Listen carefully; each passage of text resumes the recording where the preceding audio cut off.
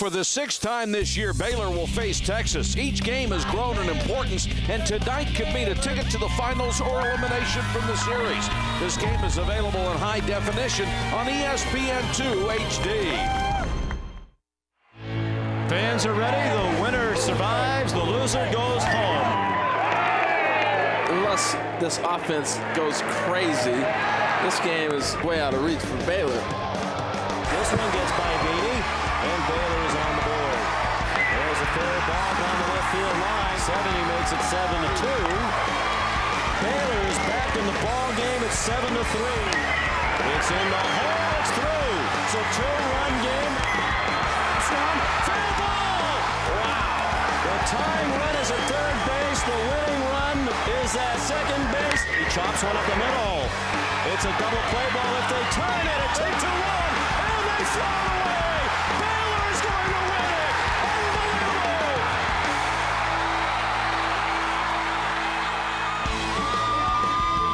It was a miraculous comeback for Baylor. Not matched for drama this afternoon as Arizona State facing elimination.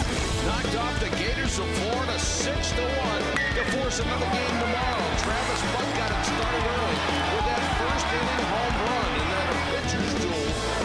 Broken up in the seventh as J.J. Severa came through with a two-run RBI single. Eric Averill for Arizona State used his changeup so effectively and pitched a much-needed complete game to give Arizona State a 6-1 win and force an elimination game for both teams tomorrow. They'll play at either 2 or 7 on ESPN, depending on the outcome of our game tonight. Good evening, everybody. Mike Patrick along with Harold Reynolds. It's great to have you with us. The fact that Baylor is even still here in the field at the College World Series is something of a miracle. They trailed the #1 team in the nation yesterday, Tulane, 7-0, but didn't give up and came back for that 8-7 comeback win. Well, Mike, some ESPN commentators said the game was over. Oh, was that me? Yeah, I think I did. You know what? Woody came in and shut it down. You got to have pitching to do it. He came in and threw 4 1/3 to shut the bats down. Then the double play down 7-3 in the 8th. And then Michael Griffin comes through with the big hit. The Baylor offense had done absolutely nothing up until that point. They turned it on, and that's what I love about college baseball. They proved me wrong. They played great, and they're playing tonight. They proved a lot of people wrong. For Texas, in their 2 wins, they have used only 3 pitchers so far, and those 3 guys have been masterful, giving up a combined 1 run. Tonight, they go with the 6'10" freshman Ken Kaspari. Well, when you hear 6'10" on a pitcher, you're thinking Randy Johnson. Well, he doesn't throw 90s like Randy Johnson. He actually throws about 86 to 88, but he has great command, and we'll get a chance to see him as the game goes on. And we will continue from Omaha, Nebraska after we listen to the sounds of the 56th College World Series.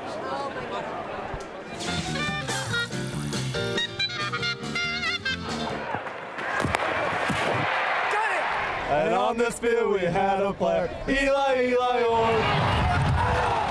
Omaha, Nebraska.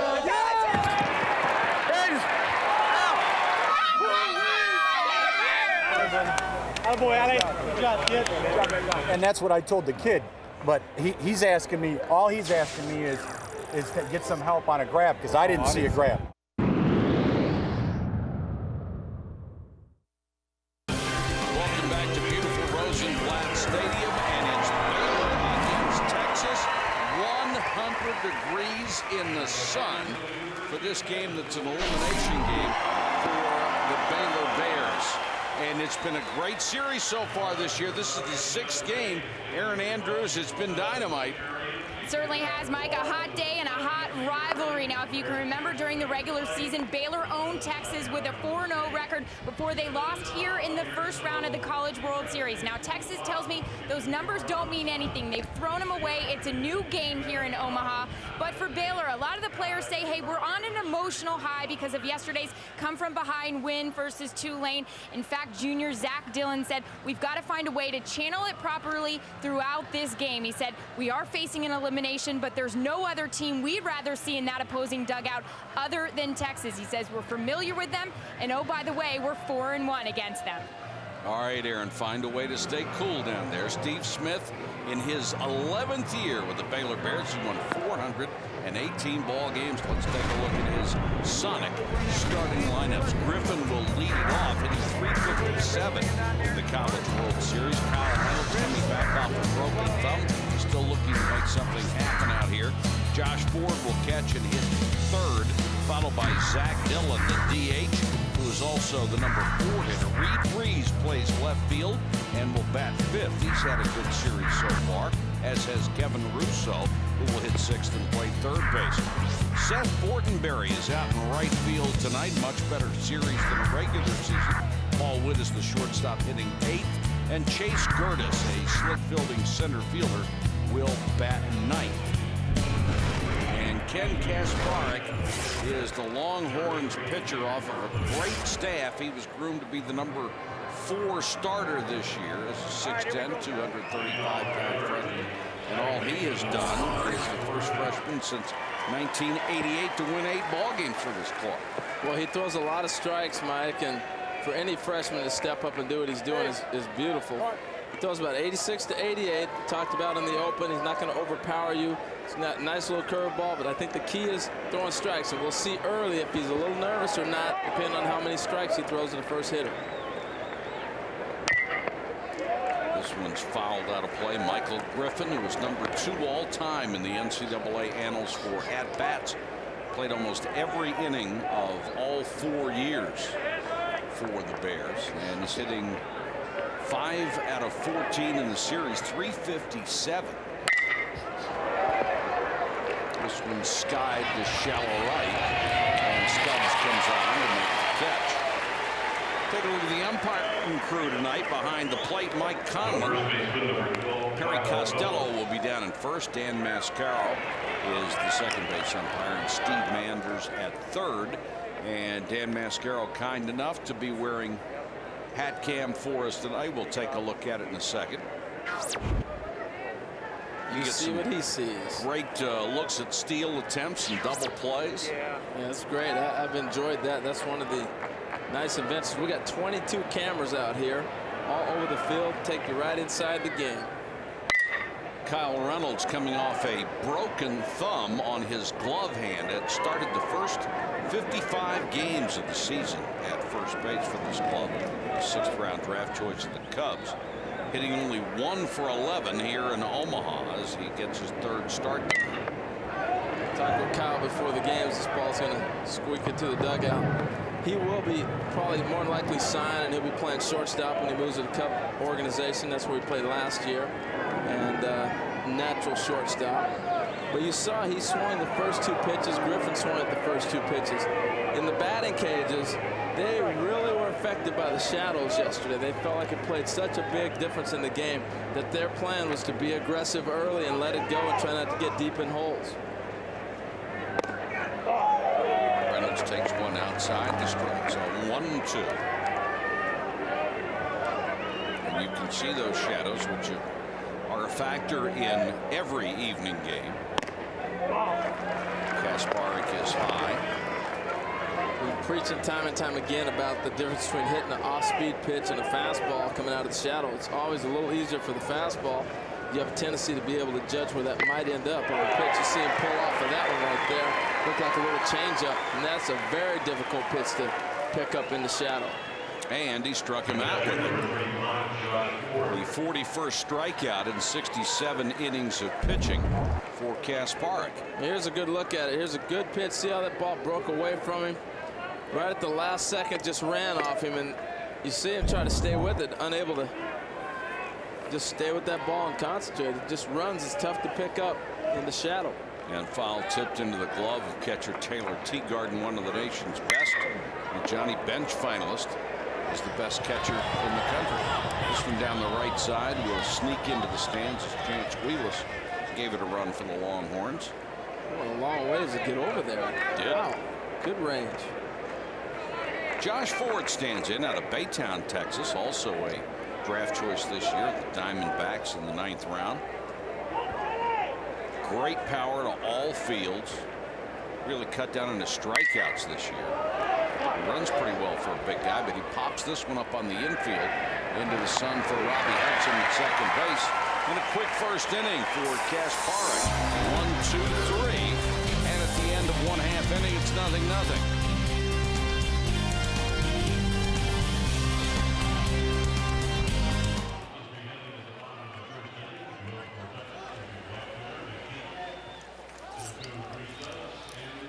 Yo. All right.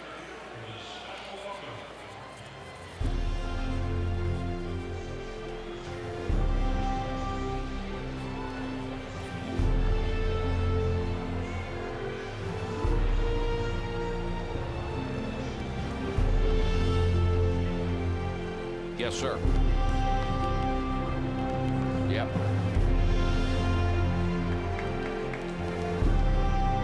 Go ahead, A.O. Trying to do something new tonight. Wow. I like the music, too. Absolutely. Okay.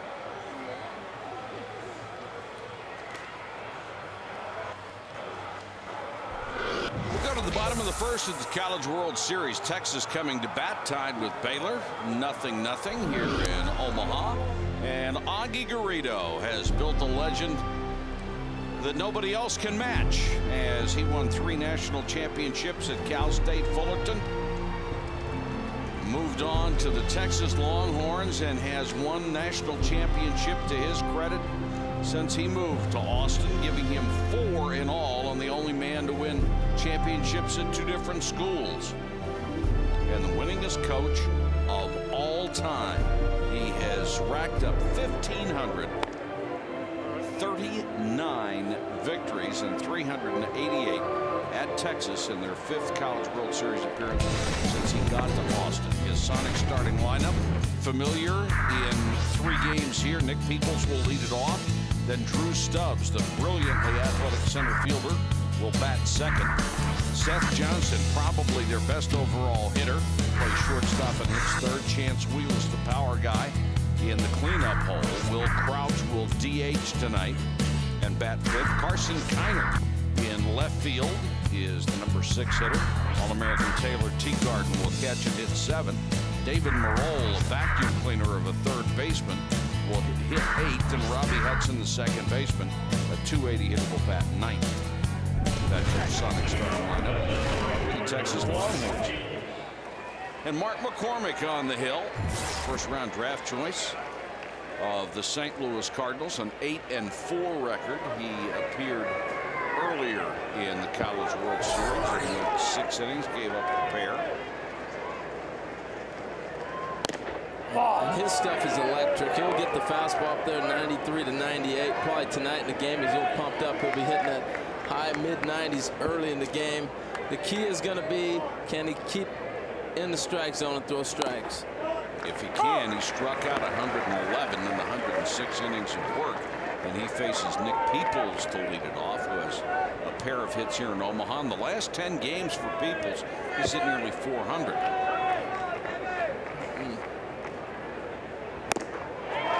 Couldn't catch up to that fastball.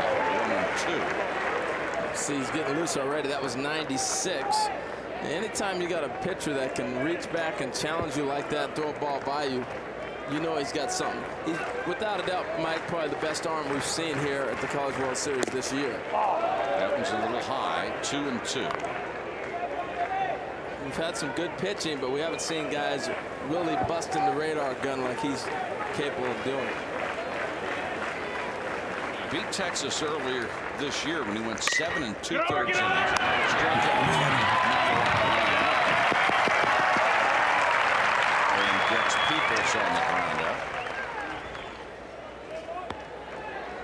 And there's that performance back in March against Texas. Power pitcher, obviously, with more strikeouts than innings, not only in that performance but the rest of the year. Lost his first appearance here in the College World Series. And here is Stubbs, probably the fastest player in the College World Series field. Runs a 4.3 40 or better. guy they just love to get aboard, still learning how to play baseball. Draws this one back in the press box. McCormick's looked very impressive right now out the gate. You know, Drew Stubbs, I got a chance to speak with him a lot before the game. Just talking baseball, we were talking about the great jump he had on the steal the other day. He is really starting to catch on to reading keys and a lot of the fundamental things that happen in the game. Takes this one outside. Last year was a real struggle for him and maybe a wake-up call when they got to Omaha. He was 0 for 8 and struck out 6 times. And it was obvious that he had this great athletic ability, but was not a baseball player. He's already done much better than that, 2 for 5. A lot of it has to do with being familiar with the surroundings too and being able to relax. And sure. And the other thing is sometimes you're hot a particular week and another week you're not. Doesn't matter what happens. He got here. He was cold when he got to Omaha. And he never got a chance to heat up.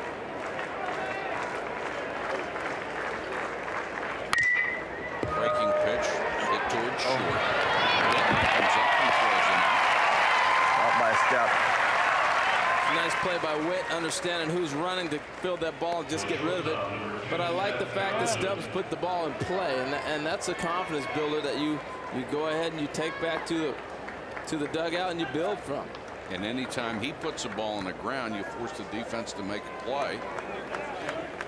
We have seen outstanding pitching and for the most part very good defense. Texas, one of the best defensive teams in the entire country.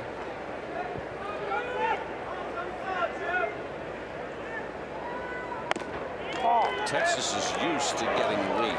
They had 2-0 leads in the first inning against Baylor in the game they played them before, as well as Tulane. And it's a hallmark of Augie Garrido coach teams, just to try to make sure that you get that advantage and put the pressure on the other guys. And it sounds easy, but you got to go out there and do it. Yeah, you really do. And you know, it comes with a lot of work and understanding the game too. You got to execute those fundamentals. I mean, who doesn't want to get the lead? I mean, it sounds so simple as a philosophy, but he has his ball club built around small ball. Somebody gets on. They're very good at sacrificing, very good at moving runners over, good at stealing bases, smart base runners, and very good about giving themselves up for the benefit of the team. Spoiled by Johnston, and that had some giddy up on him. Well, it did. I know the radar gun was 96 on that, but that looked like his best fastball of the night right there. McCormick looks so much more comfortable tonight than he did the first outing. Just looks like he's got great confidence and he's in a real good rhythm early. A lot of that has to do with mental makeup. Johnston, a .384 hitter, takes that breaking ball outside.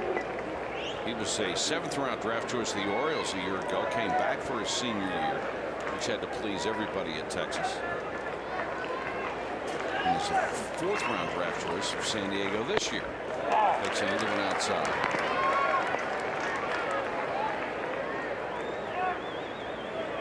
Well, when you see McCormick with that 96, 97 mile-an-hour fastball, you almost wonder why he goes to anything more than the occasional breaking ball. Right. Throws him a breaking ball on 3-2. Stabbed by Witt in the hole and doesn't have a chance. Heck of a defensive play, but it's a base hit for Johnston on another pitch that looked like a breaking ball, which allowed him to pull it into the hole. Yeah, you know, sometimes you wonder why guys throw certain pitches. If you're going to throw it 2-2, you may as well throw it 3-2, and that's what they're thinking. But nice job of getting to that ball. Witt shows the range. And he really did not have a play. It was a tremendous effort. You see Johnston get down the line awfully quick. But I agree with you, Mike. He comes back and he throws back-to-back breaking balls instead of challenging with that heat. Now he has to face Chance Wheelis with Johnston, who's a very good runner aboard. Wheelis, one of the guys out of Round Rock, Texas, that has been so good a recruiting area for Texas. Seth Johnston has just broken the Texas single season record for base hits. He had come in tied with Tim Moss with 112. That was his 113th hit this season. It's remarkable. That's a tremendous season. Wheelis toward left. Breeze cuts it off in the gap and makes the catch.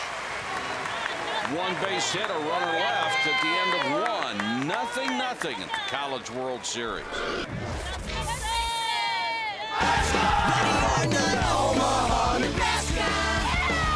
SU all the way, baby! Get fired up! Texas and Baylor, 0-0 as we go to the second. Ken Kasparek, the starting pitcher for the Texas Longhorns, one of 4 freshmen we have seen pitch here in the College World Series. And Kyle Peterson, some good-looking young arms. Yeah, there are real good-looking young arms. Kind of mixed results between the two. Adrian Allen is the only to win so far, but with Kasparek, which is again, I mean, obviously his size is the first thing that sticks out, but his stuff is pretty impressive too. He's a guy that's kind of had an up and down year as far as when he's pitched, but right now he's in the middle of this Texas rotation. Stuff-wise, fastball, breaking ball, but he's added a split figure. That's been one of the biggest things for Kasparek towards the end of the season. So look for him late in the count to use that split finger, try to finish some of these Baylor hitters off. Hey, Kyle, one question for you real quick.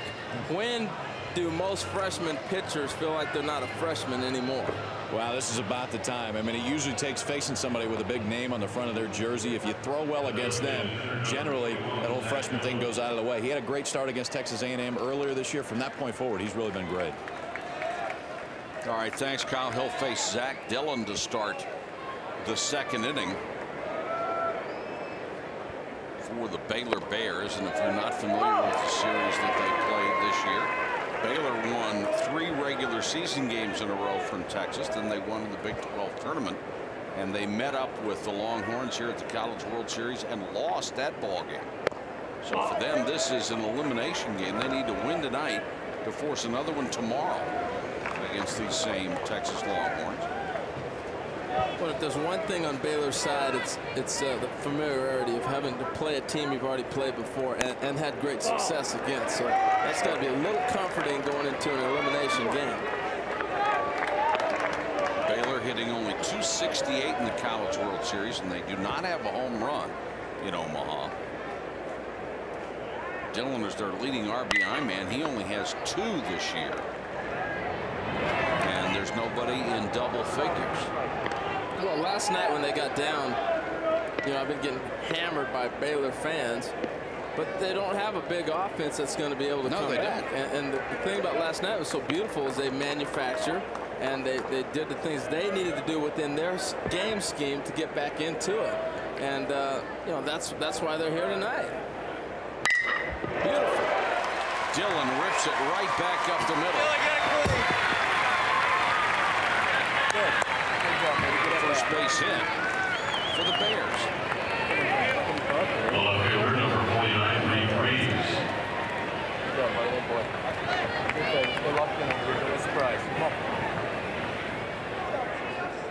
The thing that's been happening with Baylor over the last 3 games is they're lumping hits together, and that's how you're able to put runs on the board. A lot of teams that have low batting averages, you have sporadic hitting throughout the lineup. When you can bunch them together, then you can overcome the low average and score runs.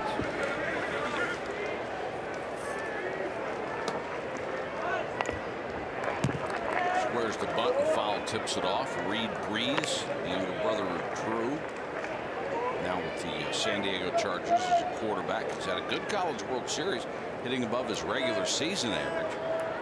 351 as opposed to 282. He's really come on in the last two games. He really has swung the bat nice. Now Baylor, talking with Steve Smith, he said, hey, I'll take a page right out of Augie's book and try to put the pressure on, get the runner in scoring position, and take my chances. It's amazing, Mike, how Augie has affected college baseball and his style of play. But if you are able to put pressure on the defense, good things are going to happen. And the lessening of the trampoline effect on the aluminum bat has pretty much done away with gorilla ball, and so much for the good of college baseball.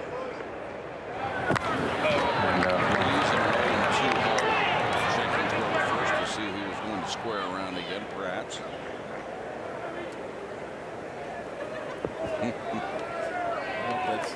You know, Batman had green and yellow mask, but I don't think you want to be wearing the whole bat suit today. it's hot, isn't it? I think the bats aren't even coming out of the cave. No.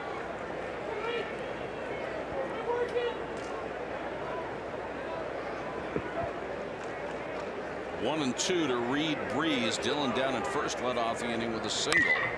Breaking pitch hit towards short. Could be Reynolds on the first.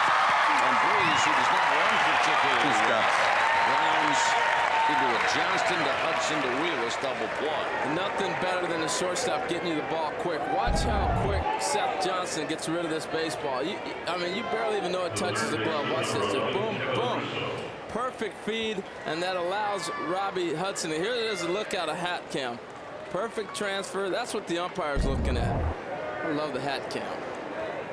With a good look, but man, that was a beautiful double play. And it started because he got the ball out of his hands quick. Breaking pitch from Kasparek to Russo.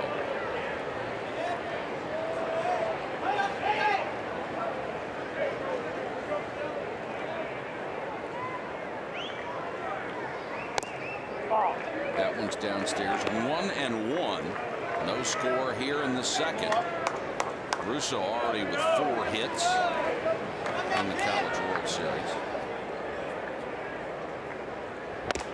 High fastball. 1-2. Here's a look again from hat cam on the double play.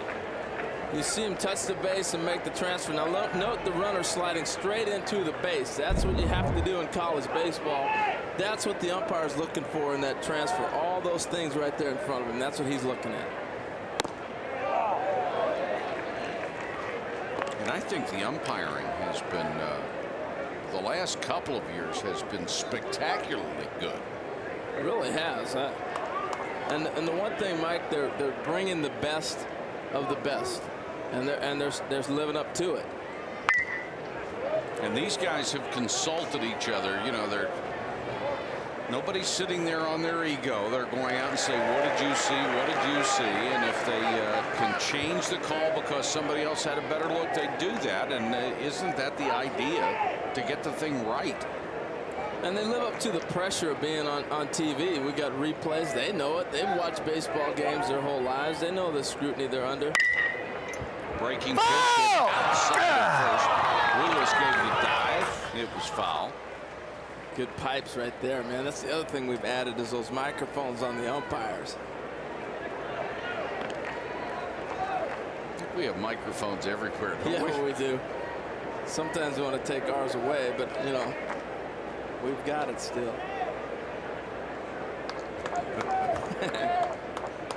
Our producer, Aaron Owens, says we might want to take Harold's away every once in a while. That's what I was referring to. I knew he was going to say something. Fastball popped. Into foul territory. Watch out for those mounds over there. Peoples gave it a big run. And that's a great technique when somebody's getting near a wall, is that slide. Whether you can come up with it or not, it's going to protect your body. Yeah, it really is. Peoples has made some nice catches. That catch he made up against the wall, and that mound right there, we saw Reed Breeze flip over that last night. Oh, very dangerous. Dangerous. So all of a sudden you're running on flat ground, and then you have to go over a hill. Oh, up and in. I mean, we're talking about blowing guys' knees out on those mounds. Well, here's a good look at him. He's hanging in tough on this pitch. That was the split that Kyle's talking about. He stayed in there, and that ball chased him. A lot of times a split finger is going to dive, but occasionally when it gets out of his hand a little bit sooner, it will chase the batter, and that's what happened on that pitch. 3-2 to Russo. Hung this one inside the base on balls. Looked like another one. He came back-to-back splits. Peoples, Harold, you were talking about what he has done defensively, and he has been really good. He's got that great speed out of it. Well, he covers great ground. He's very aggressive and understands where he's out on the field. And he's fearless. And this play on Monday was absolutely spectacular. Again, knowing exactly where he's at, seeing Pete touch the wall and then make a great catch. The dynamite out there. That's what wins games and wins College World Series. Outfield play like that. And they've got 3 outfielders that cover a lot of ground. Stubbs in center, Kiner in left. Wow. They do. It's a tough. And when you play at Texas, they have a big ballpark at home. So they build their team obviously according to their ballpark, and that demands speed. AstroTurf infield, big outfield, and that's why their numbers. And I think the same thing goes with Baylor. There's not a lot of home runs because they play in a bigger ballpark than most. When there's no better friend for a pitcher than an outfielder who can make plays like that. Fastball fouled away. 1-1 to Russo. Or a check at Fortenberry. Had a good talk with Seth in the batting cages, and I saw him last night. He had the bases loaded and he popped up to the infield, and he was still a little upset about that after the game. Couldn't wait to get in the box. But I said, man, you got a great approach. There is no reason you're hitting down there at 180, 200. Exactly. And he said, I just got buried early in the year, but he's really come on as of late. There's another nice stroke. Dead pull hitter lines it, and Hudson blocks it on the dive. Robbed him of a base hit to center field that would have kept the inning alive. We'll go to the bottom of the second. It is 0-0, Texas and Baylor.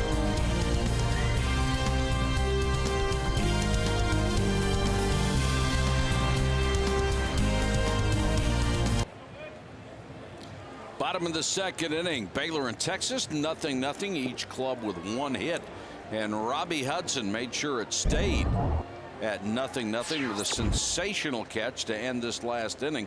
You'll see it from Hatcam. Hudson to his right with the dive up the middle. Let's check in with Kyle Peterson. Kyle. Hey, thank you, Mike. Mark McCormick on the mound tonight for Baylor. Probably the best fastball in the entire country, guys. Last summer in the Cape Cod, up to 101 in the Cape Cod All-Star game. You're going to see that fastball and a big breaking ball too, like we saw a couple nights against Texas. In that game, when he's ahead in the count, behind in the count, 2 entirely different situations. Ahead in the count through 78% curveballs. He was behind in the count through 93% fastballs. So look for that in those 2 counts.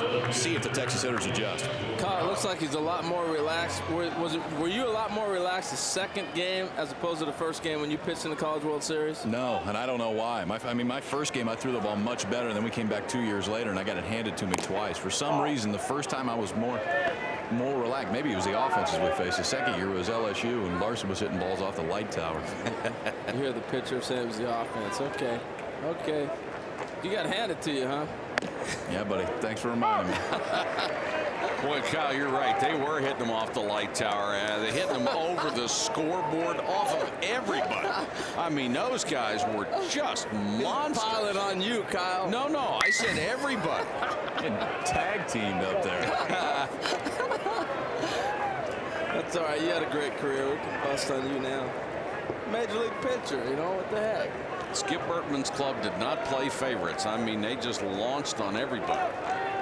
Yeah, they did. That drill ball was amazing. You had no chance as a pitcher. I want to know if this guy's throwing 97, 98 and has reached 100. Why even think about a breaking ball? Just here it is. I'm gonna hit my spots. Good luck. Will Crouch stands in with a 1-2 count. Had a big game yesterday against Tulane. Hit 3 out of 4. It's 5 of 9 here in Omaha. There's that breaking ball, and very, very close. It's good. Now, Kyle, I've been talking about the 2-2 pitch an awful lot. And a lot of pitchers here at the College World Series throw a 2-2 breaking ball, and they miss with it. Why do so many pitchers throw 2-2 hooks? Well, I don't know. I mean, when I used to throw a 2-2 hook, I didn't mind getting a 3-2 because I know I could throw my changeup for a strike. That was the time. Did you make the play? No. So you got to have something so you can throw a fastball or something other than a fastball in a 3-2 count. If you're going to throw a breaking ball 2-2, you better be able to throw something other than a fastball 3-2. It doesn't have to be that breaking ball, but just something off speed. High fastball just ticked foul back into the screen.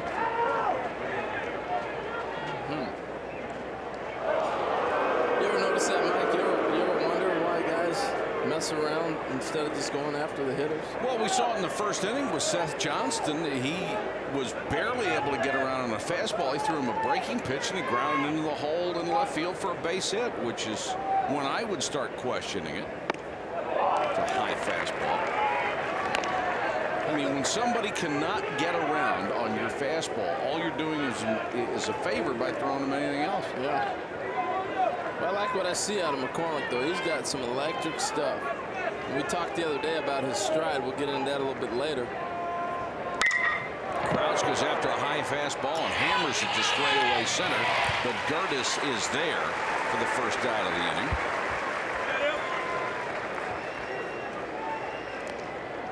McCormick tonight with his 20th start of the season, which is a school record. I think a lot of it has to do with they've gone further than they ever have in the history of the school, too, and he's a big part of it with the postseason wins and also throwing here in Omaha. So that's going to extend anybody's season. You're going to get a few more starts out of it. But his overall numbers really aren't that good. 8-4 is a record and a 2.95 ERA. There's a nice looking hook to Carson Kiner. Well, if this young man stays healthy, we're going to see him in the big leagues at some time. Pitching to aluminum bats can be deceptive, but the stuff you see is not. I remember when Mark Pryor was here with USC, yes, sir. And they lit Pryor up, and next thing you know, but you could tell this guy had lights out stuff. McCormick in the first round taken by the Cardinals.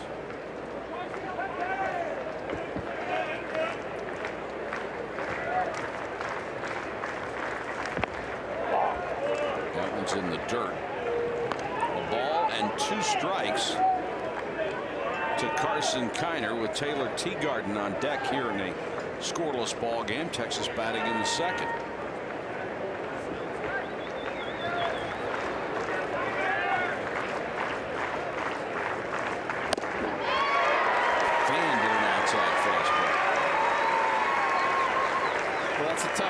Because he steps, when he takes his motion, he steps at a right-hander and then slings it to the outside. And if he can reach that outside corner, that's almost an impossible pitch to hit. Look at where he steps and then throws that ball back across like that. You can forget it. Nobody is hitting that pitch right there. That's an unhittable pitch, and you hope he throws it when you got less than 2 strikes. That's right. Teagarden just a little bit high. McCormick wanted the call, and so did Josh Ford, the catcher, who held it there for home plate umpire Mike Conlon for an extra second. Breaking pitch, delayed call, and that's a strike. I missed the first one. I'm going to give him the second. That's right. Although that was a pretty good hook. Another one goes high. Remember Durwood Merrill, who was a major league umpire, and he'd call a pitch outside, and you'd turn to him and go, Durwood, where was that pitch? He said, Hall of Fame, HR. That was a Hall of Fame pitch. Hall of Fame. He's going to be in the Hall. You keep calling that.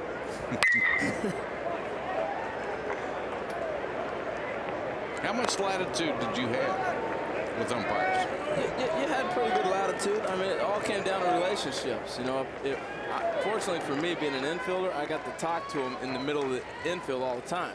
So I'll start buttering him up about the first day of the, knowing that he's going to be behind the plate. Eventually, you start talking to guys the whole day.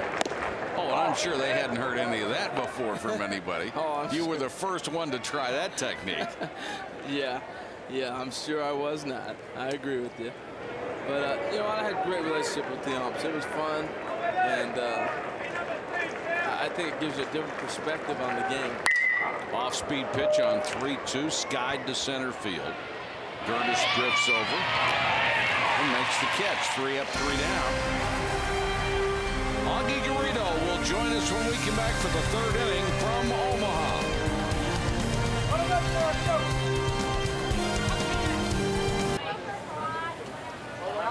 We're scoreless here at Omaha, Nebraska. Baylor and Texas going head-to-head, joined right now by Augie Garrido. And, Coach, this is actually the first time this season in the College World Series you guys haven't scored a run in the first inning. How do you get some up there on that board? I hate that when that happens. Well, we'll just keep plugging away at it. McCormick's doing a good job of pitching. Ken Kasparek, very poised for a freshman like you told us he would be. How do you evaluate his outing so far? I think he's doing great. I hope he will continue to stay down in the strike zone like he has been, and we'll see how many innings we can get out of him. Coach, thanks. Thank you. Mike? All right, thanks very much, Aaron. And Kasparek had an interesting situation in high school. As a junior, he was projected as #1 draft choice.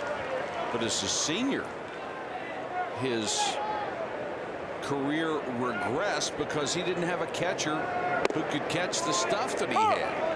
Yeah, broke the hands on 2 guys. There was nobody left to catch him, and he ended up changing a lot of stuff to accommodate that situation, and his draft status declined and his recruiting status declined. Paul Witt will lead it off, hitting only .251 this year and 2 for 12 here in the College World Series. And they weren't too happy about that last call. You heard a little barking coming out of their dugout. You know, the coaches work the umpires too. You know, they work them, and hopefully by the 7th or 8th inning you start to get a call that maybe turns the tide for you. Missed with a breaking pitch. 2-2 from the freshman.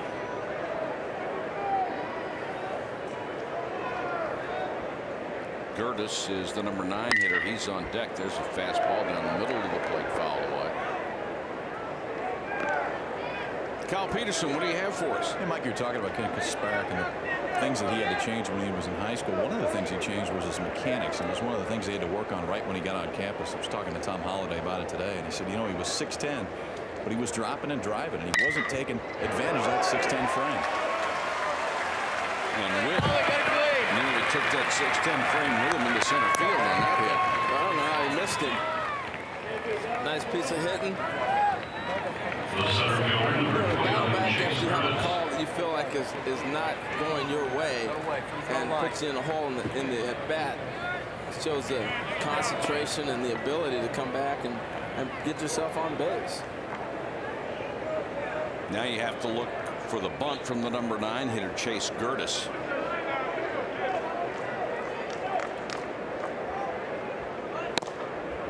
Although in the NCAA tournament, he's the guy who has been the hottest hitter with runners in scoring position. Gertis has hit .429 in that situation. And he has Witt, who has pretty good speed on down at first.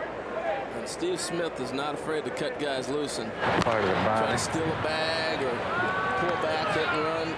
A lot of different things. He is not afraid to gamble. After what we saw yesterday, no sir, in a situation where he had to have runs. He had a double steal, could have run himself out of an inning. Turned out that it worked. Here's a good bump on the first base line. The sacrifice by Gertis. Advances Witt to second base with a run out. And it'll take us back to the top of the order for Michael Griffin. The way these guys are pitching right now, 1 run looks pretty big. Well, it really does, and bunting is so important. And when you're bunting with an aluminum bat, particularly anywhere, where you want to bunt that ball is right down here in the dirt. If you can bunt it in the dirt, it's gonna deaden the ball, and it's gonna give you great success. A lot of times you shoot for that grass. This is a nice infield to bunt on because you got the skin cut a little bit deeper towards pitcher's mound than most fields. And you got this whole area here to try to bunt into. Griffin started the game with a fly ball to center. Yes, man. Hitting .333 at the College World Series and .295 on the season. We're in the third of a scoreless game. Baylor must win to stay alive. Texas, the only undefeated team left out of the 4 in Omaha. To win tonight, and they have punched a ticket for the best 2 out of 3 finals starting Saturday.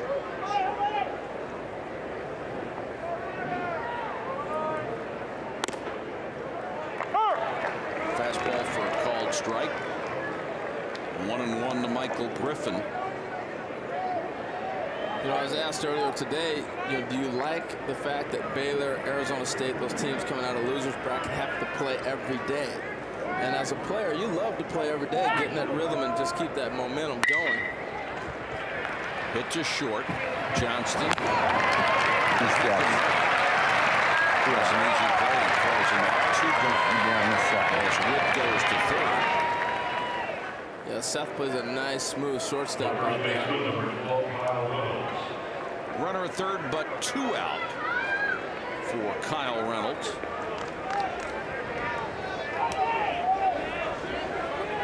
That broken thumb that he's coming off of bothers him more in the field than it does as a batter.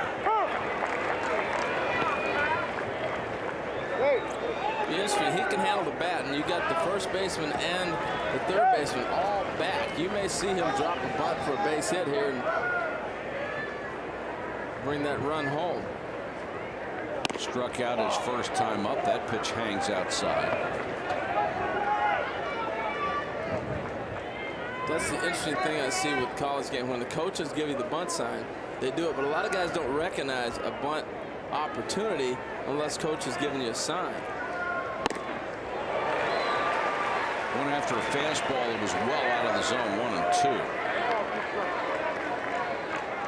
2. They really missed Reynolds when he was out because he's one of the 2 legitimate power hitters they have with he and Ford. Griffin has occasional power as well, but that's it on this team. Nobody in double digits. Breaking ball caught the corner, struck him out. Reynolds has gone down on strikes, 2 at-bats in a row. We'll talk to Steve Smith of Baylor when we come back to the College World Series.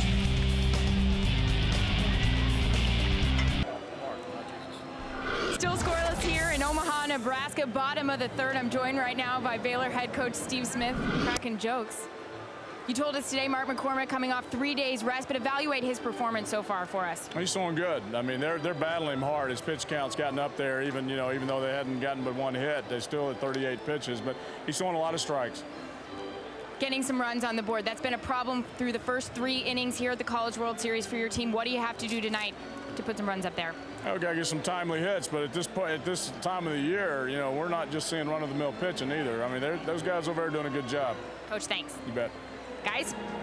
Steve Smith has done a terrific job at Baylor. And here's what they have done through the first and third innings. Left 14 on base and not scored. And combine that with Texas pitching staff going 17 consecutive scoreless innings pitched and not committed any errors. And you know why Texas has been able to jump on top of people. Yeah, it's tough when you're not scoring those runners in scoring position, but the good thing is you're putting them in position, and that's better than not having them. Nasty breaking pitch from McCormick to David Merle, who is as good a college third baseman as you will see. He is just brilliant with a glove. Another breaking pitch. 2 balls and a strike to Merle, who is only hitting .232 this year. In spite of that, a 23rd round draft pick of the San Francisco Giants.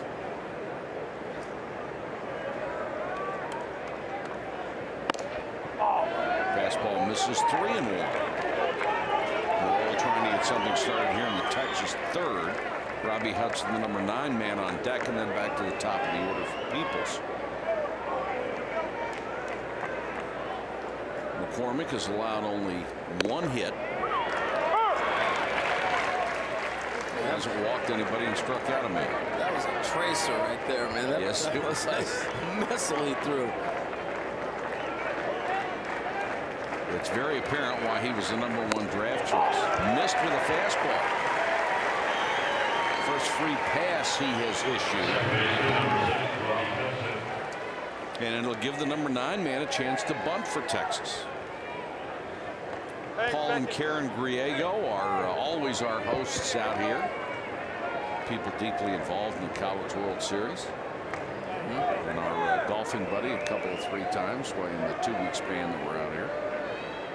It's nice to have those golf course hookups, huh, Mike? Yes, it is.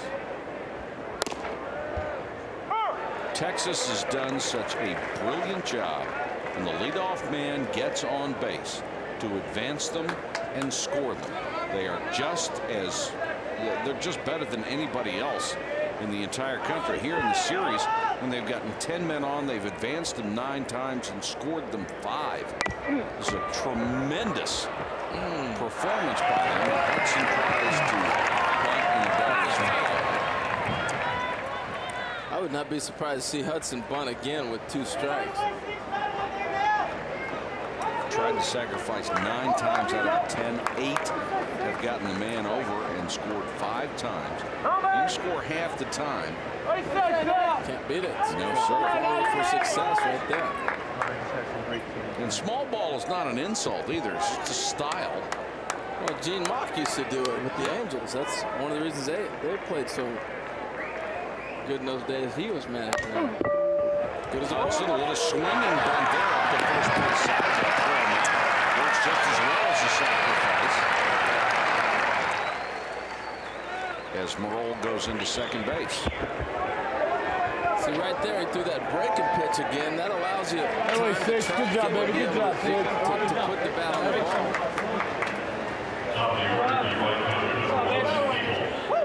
Got to get Peoples, who grounded to first.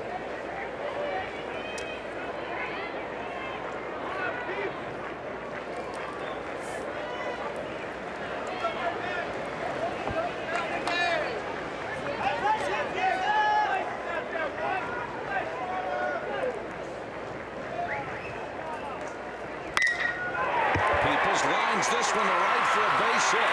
Fortenberry, who's a great athlete, comes up throwing, but it's offline, and a run scores. Texas will take a 1-0 lead.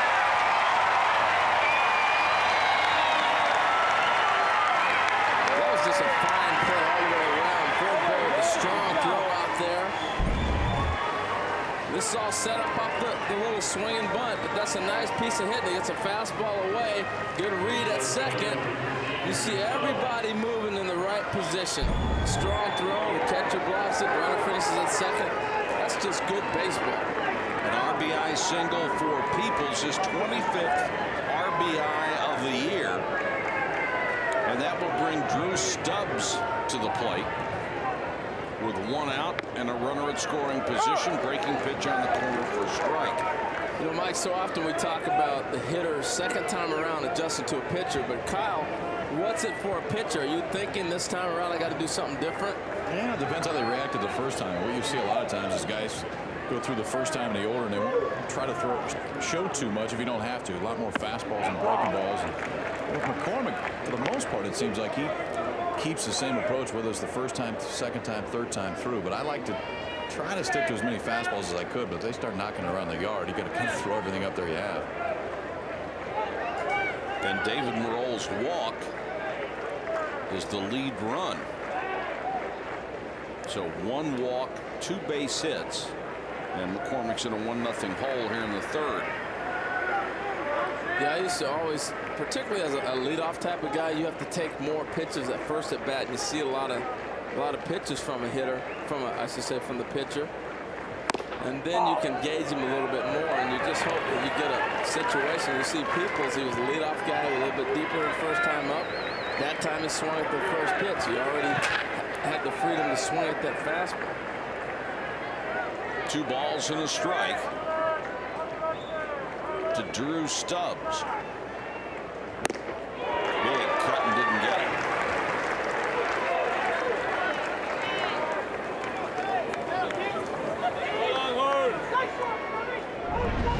With runners in scoring position here since we have entered the NCAA tournament, Texas batting almost a full 100 points higher than the tournament average. They have really come through in the clutch. And one of the things that happens, Mike, when you have a team like Texas that has multiple guys that have played together, they tip signs. You know, and it's no doubt in my mind that when a runner gets to second base with this team, he's alerting that hitter. And when you have an idea of what's coming, you're going to take pretty good swings. That swing Drew Stubbs had there, that big hack, he knew what was coming. He was tipped off by the runner at second. He took the big hack going for the big blast.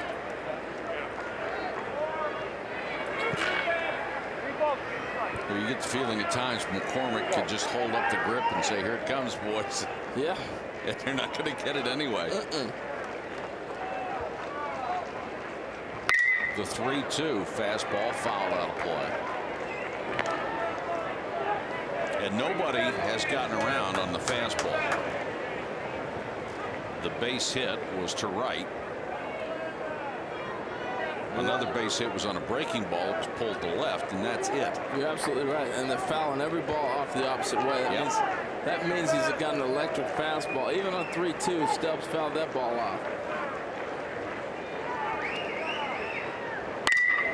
That was an off-speed pitch, hit to right center, and speared by Fultonberg. What a catch!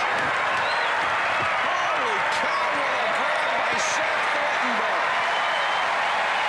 Saved another run. And that would have been a triple off the bat of Drew Stubbs.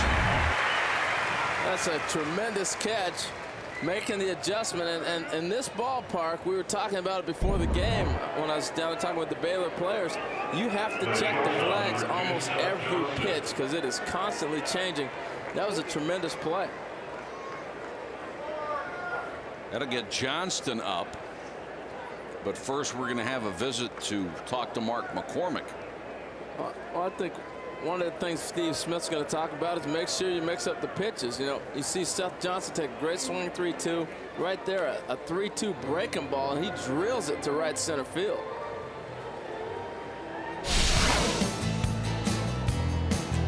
Either 2 o'clock or 7 o'clock tomorrow, you'll see Arizona State against Florida. Arizona State kept their chances alive with a win this afternoon, as Tennessee and Nebraska have been eliminated in that bracket. In bracket 2, Oregon State and Tulane are gone.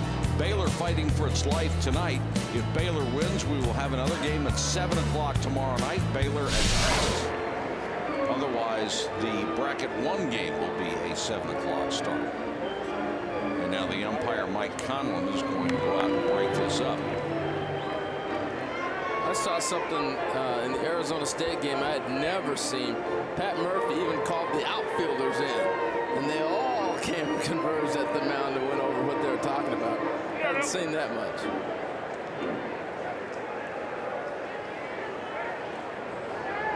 Johnston with a single his first time up, broke the Texas record that he shared with Tim Moss.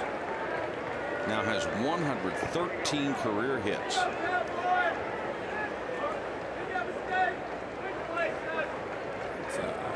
It's a great season, man. 113 hits in the season. That's phenomenal. Well, considering, I mean, people automatically in their mind compare it to major league numbers, but they have played 69 games. Yeah. It's 113 hits in 69 contests. And that is waking up out of bed getting hits. Yes, it is. Runner at second with 2 out now. Texas has taken the lead.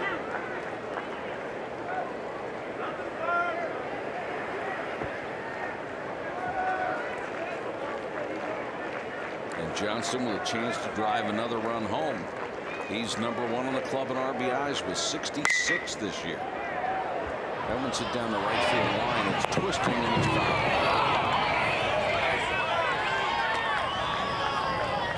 Well, I think you nailed it, though, Mike. They are not getting around on much. That was a breaking ball, obviously, outside. But the other thing that's happening is I haven't seen McCormick deliver that ball inside to a right-hander. He hasn't thrown that hard fastball in. Everything's that little one that cuts away from the plate and to the outside half to a right-hander. So maybe he's getting guys leaning out looking that way, just bust them back a little bit and get some outs. Ball and 2 strikes to Johnston. There's a fastball inside. Well, he got in there deep. You're not going to hit that one out of the infield.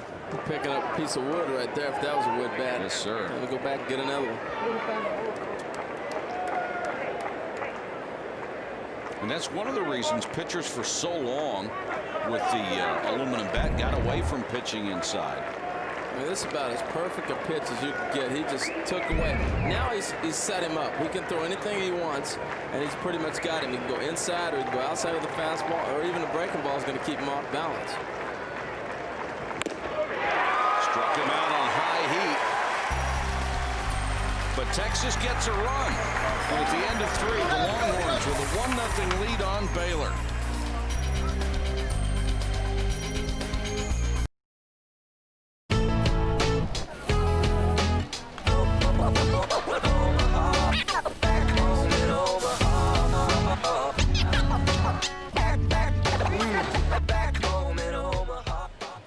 I don't think they have the food choices listed on NCAA.com, but that's about, or NCAAsports.com, but that's about the only thing you can't find on there. It's the official online home for all 88 NCAA championships. And Harold, it must be your new lifestyle. You have not been snacking nearly as much this year. No, I haven't. Or as we referred to it in the past as grazing here in the press box. You've done a much better job. Yeah, I just haven't. You know, I walk away and have to go running after I left Omaha. I just got tired of having to work out extra. We go to the 4th with the 4, 5, 6 hitters in the order. This ball smoked to deep left. And out of here off the bat of Zack Dylan with tied at 1. First pitch he hit off Kasparov. Oh, excuse me, Josh Ford. Didn't even have time to get the scorebook set. First pitch from Kasparov. Boom, out of here. And that's a hanging breaking ball. He must have just said, hey, next time I face him, I get a ball inside, I'm going to hammer it. And sure enough, he got a breaking pitch. And he crushed it. The big kid, man. I got a chance to see him earlier today, and he is very stout. He jumped on that. Josh Ford has taken the team lead in home runs. That was his 9th, breaking a tie with Kyle Reynolds. And now Zack Dylan, who singled his first time up. And Josh Ford, the catcher, is all smiles. And why not? That was a beautiful swing.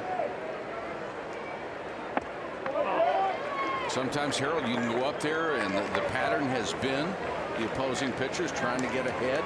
Maybe throws a batting practice fastball on the first pitch, and you can launch it. Yeah, absolutely right. There's a breaking pitch for a called strike, 1 and 2. That is the first home run for Baylor here in the College World Series. This is their 4th ball game. Couldn't have come at a better time, down 1 to Texas. You know, so often we rave about how much a pitcher is around the plate and he's throwing so many strikes, but sometimes it can be a disadvantage too, because hitters stay aggressive. When you know a guy's going to be around the plate, that's a great night to hit, because you're going to know that if you happen to swing, it's more than likely going to be in the zone.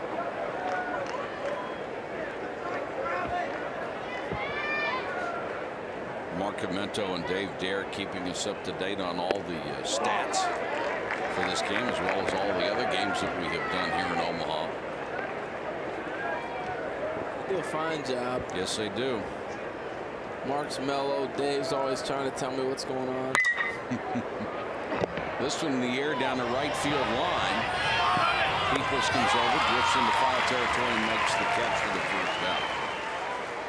You know, Dave's so animated. He's always running over here. He gets into the game. He's all excited. Got to get his note in. Mark just cool. He hands the note over. But Dave's like, got to get it in. Here it is. Right here. Here's the situation. Yeah, Mark's just cool. He writes it in there. Does Dave really sound like that? Oh, yeah. Doesn't he? Worked with Dave a long time. I hadn't noticed that. This one is hit to dead center field. Stubbs came in a step and went back. Hit hard, but out off the bat of Reed Breeze. Well, we talked about Stubbs being a tremendous athlete. That was great footwork, and that's almost like a football agility. And you know, you learn so many things from other sports. We talk about it time and time again, Mike, with the different games. He just went back a little. This is one of those, if you're a defensive back, okay, we're going to go back, side, side, side. You know, the quarterback holds the ball, points it one way and points the other. That's all he did was a footwork drill. And it applies to baseball also. It's very nice. Last thing you ever want to be caught doing in the outfield is backpedaling. Turn and go get it, and then you can slow down. Absolutely. And you'll see the best outfielders, guys will run to a spot and wait rather than drift and drift and drift.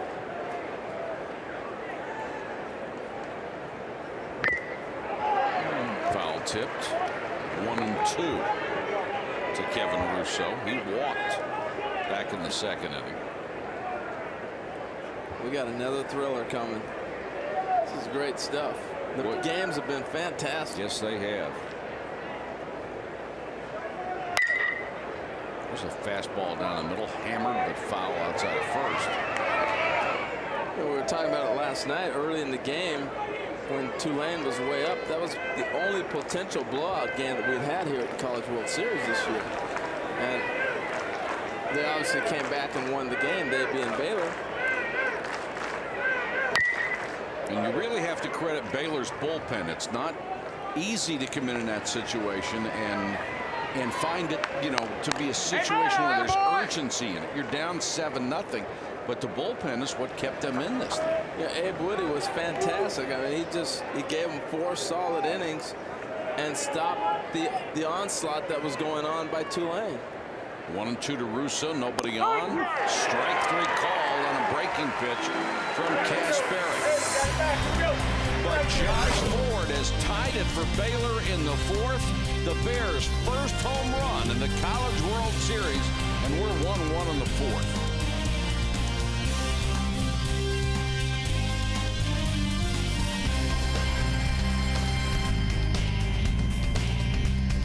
It's a pitcher's duel here at the College World Series. 1-1 in the 4th. Baylor and Texas. Let's take another look at that sonic blast that tied it up in the top of the 4th. And it's Josh Ford on the first pitch of the inning. His 9th home run of the season, giving him the team lead and giving Baylor a 1-1 tie. Let's check in with Aaron Andrews. Aaron. Hey, Mike. Well, I know all these Texas Longhorn fans are thinking about their former baseball coach, Cliff Gustafson.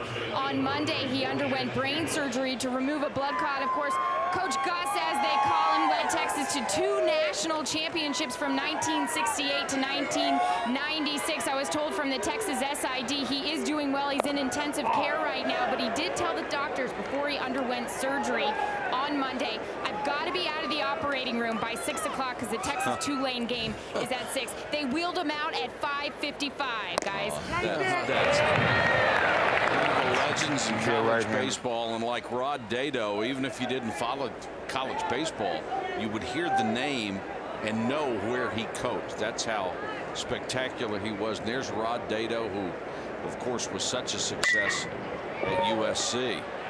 This one dumped into shallow center field. A late break by Gertis, but he got there for the first out of the inning as Wheelis dumped it into shallow left center. Very nice play right there. You know, think about Rod Dado and Coach Gustafson. They're just legends in time. You know, you talk to Rod, he comes up to you. First thing he says, "Hey, Tiger," to everybody. He calls everybody Tiger. Hey, Tiger, how you doing? Nice man. He's a great guy. Tell you 1,000 stories and have 1,000 left over. Well, Coach Gus, we wish you well. We know you're watching. One of his former players, Freddie Lynn, was in town the other night. It was great to see Freddie again. Yeah, he played a lot of years for Rod at SC. Then he went straight to the big leagues and was tearing it up in Boston. Absolutely. Man.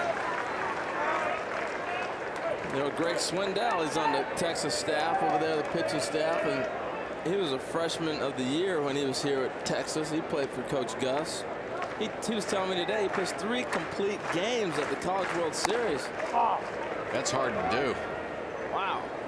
Well, if you watch Coach's teams, Coach Gustafson, he was not afraid to throw those pitches. Oh, no. He let them log some innings. A couple of days rest, go out there and throw 130. That's exactly it. That one's popped up on the infield. Griffin skips back out on the grass rather, and makes the catch. 2 gone. Rod Dado won the national championship 10 times. Skip Bertman got 5 at LSU, and Augie's still working with 4. 3 at Cal State Fullerton, 1 at Texas. He's got a shot at his 5th this year, the only undefeated team left. If they win tomorrow, they would go directly to the final pairing starting Saturday. I was giving Coach Dado a hard time the other day, you know, Trojan through and through, and I said, You know, Oregon State gave it to SC up in Corvallis. I said, but that probably wouldn't happen when you were coaching. Oh, no. No way, Tiger. No way. Fastball low to Carson Kiner, who was a strikeout victim his first time up against McCormick. 2 out, nobody on, and the Texas fourth. We're tied at 1 in a game that has just sailed along with great pitching and outstanding defense. Skied to straightaway center and deep. Curtis Griffin back, has room, and makes the catch on the winning play. 3 fly ball outs. We have finished 4. 1-1 game in Omaha.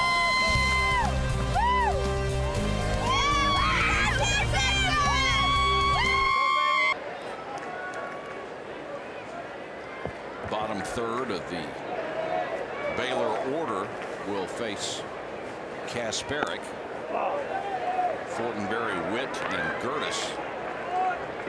Fortenberry hit a rocket last time that Robbie Hudson speared to end the half inning. I like the way he swings the bat. I think he's going to be a pretty good hitter someday. Well, he sure proved he can get around on anything on the inner half of the plate. Yes, he can. He's primarily a pull hitter, was the reports, and he hasn't really seen a lot of balls hit the left field. We haven't seen it, I should say, but I like his approach. He's got a nice balanced setup. It looks like he doesn't get fooled on a whole lot of pitches. Hitting under 200 for the season. And you watch him swing, and you just wonder how that's possible. 3 out of 9 here in Omaha. He said he's hit a lot of atom balls, and you know, I mean, that happened earlier with Hudson sparing that one. Yeah.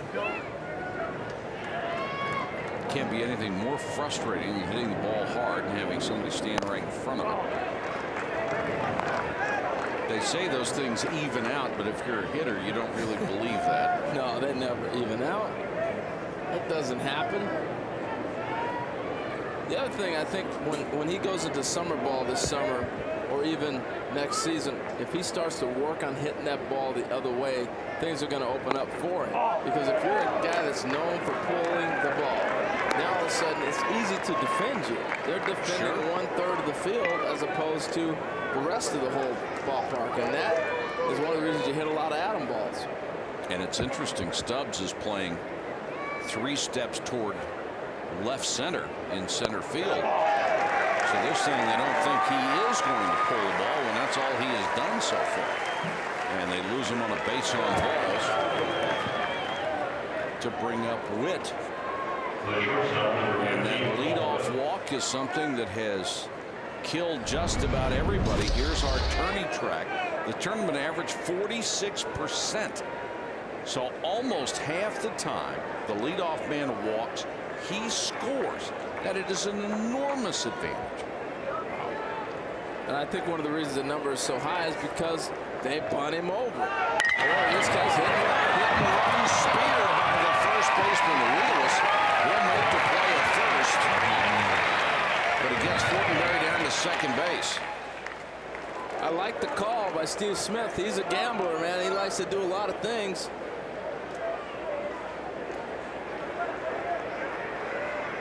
Now Gertis, who's sacrificed, will come up after Witt advances the runner. And his job in that situation is get the bat on the ball. Well, get the bat on the ball. And look, if Wheelis isn't, he's 6'7". This ball is caught by a guy playing first base that's 6'7" and jumps. Other than that, we're looking at a first and third situation with no outs. As a result, you got the runner at second base. So nice job of hitting, but I love the call because nobody expected it. I was looking for a bunt. How about you? Absolutely. Well, that's what they've been doing. Stewart and Cody are up in the bullpen, 2 guys who have not seen any action here in Omaha because the starting pitching has been so good, and J. Brett Cox has come in to finish them off. Gertis goes after a pitch just on top of the plate and misses. Well, Augie said this morning, if I can get the freshman to get me 4 or 5 innings, I'll be happy. And he's into the 5th. Only allowed 3 hits to the Bears.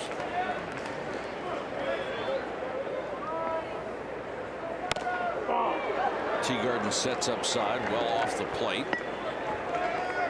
And Kasparek hit the mid. It's a ball, 1-2.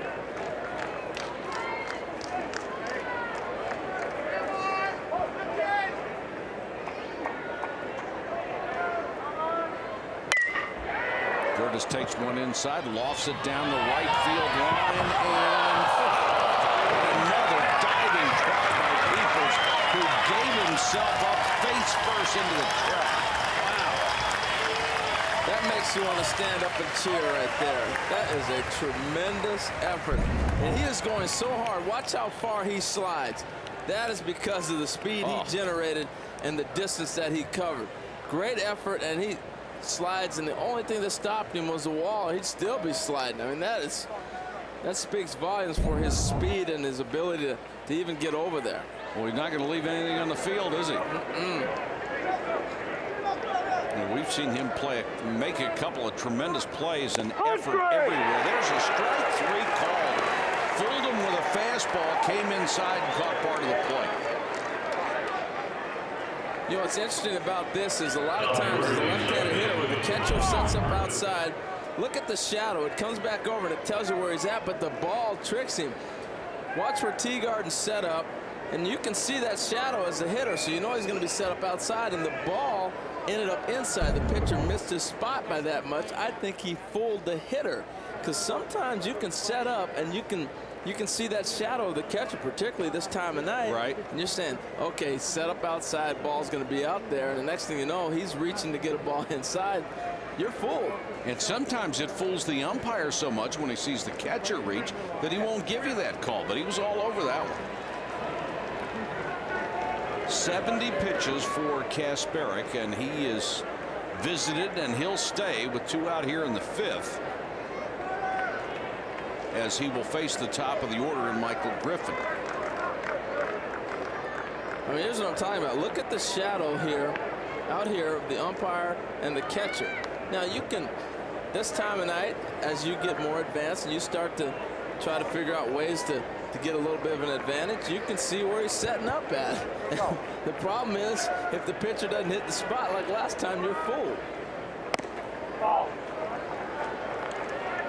Used to look for that a lot. Griffin 0 for 2 today. His average down at 294. Sure. I mean, if the sun is going to tell you where he is, why not look? Absolutely.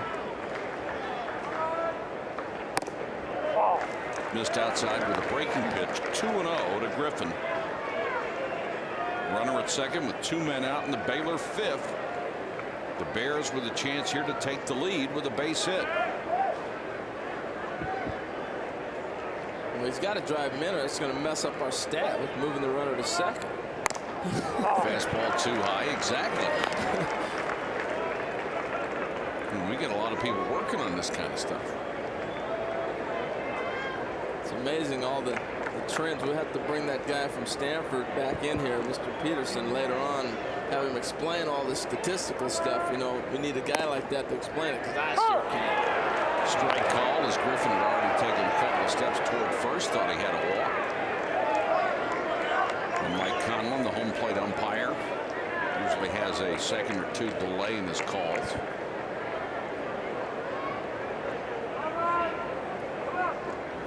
Huh?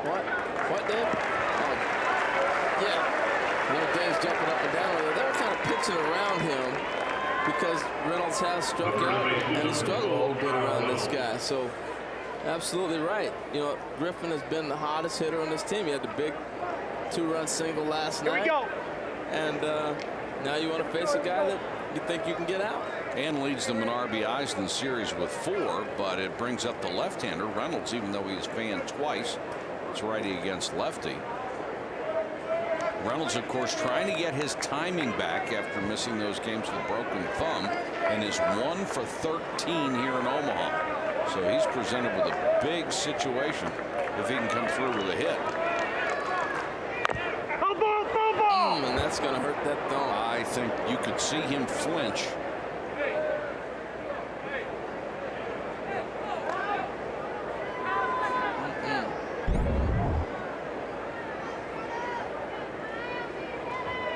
got it on the thigh. I thought it hit his thumbs. I did too. I'm sure he would much rather have one off the thigh than have anything that would get up in that injured hand that he's recovering from. Absolutely right. Great camera work right there, guys. 0-1 to Kasperick. 0-2 from Kasperick. He's used two different types of breaking pitches. One real hard and then another one slower. And it's one thing to know a guy's going to throw you a hook, but it's another to gauge it when he starts changing speeds on it. Foul back toward us. Count rides at 0-2.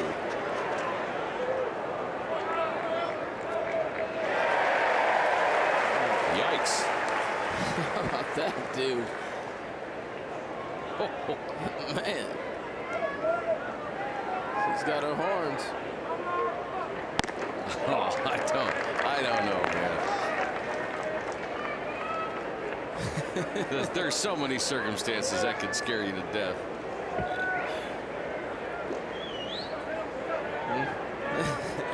Everybody's getting out of her way, too. Yeah, I wouldn't stand there. I guess if you need to get back to your seat, just split your hair, they'll get out of the way. I don't even know how you do that.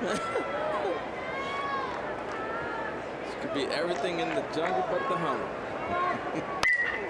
This one's fouled back again, 1-2. I'm afraid to ask you what that means, but well, more power to you. If you love your school that much, go for it. Scott Johnson, our director, says if you have the seat behind her, you've got to look through the V to see the game. Fastball outside 2-2. This is a big situation for Kasperick and for Baylor. They have two runners aboard. The lead run down at second base is Fortenberry. Lit off the inning with a walk. And now it's 3-2 to Reynolds, and the runners will get that extra step on the full count. And if you're a Texas fan, you might be wondering, why didn't they go to Buck Cody in this situation? You know, Buck Cody has really struggled with his control, so they're kind of reluctant to go to him, particularly in a situation like this. So that's why they stayed with the freshman to face the lefty. 2 on, 2 out, full count to Kyle Reynolds, who fanned the first 2 times up and is only 1 for 13 here in Omaha. Goes after a high fastball, fouls it back again. He's had a couple of good cuts at Kasperick fastballs. And Reynolds, in those 55 games that he played, had 8 home runs, which was tied for the team lead.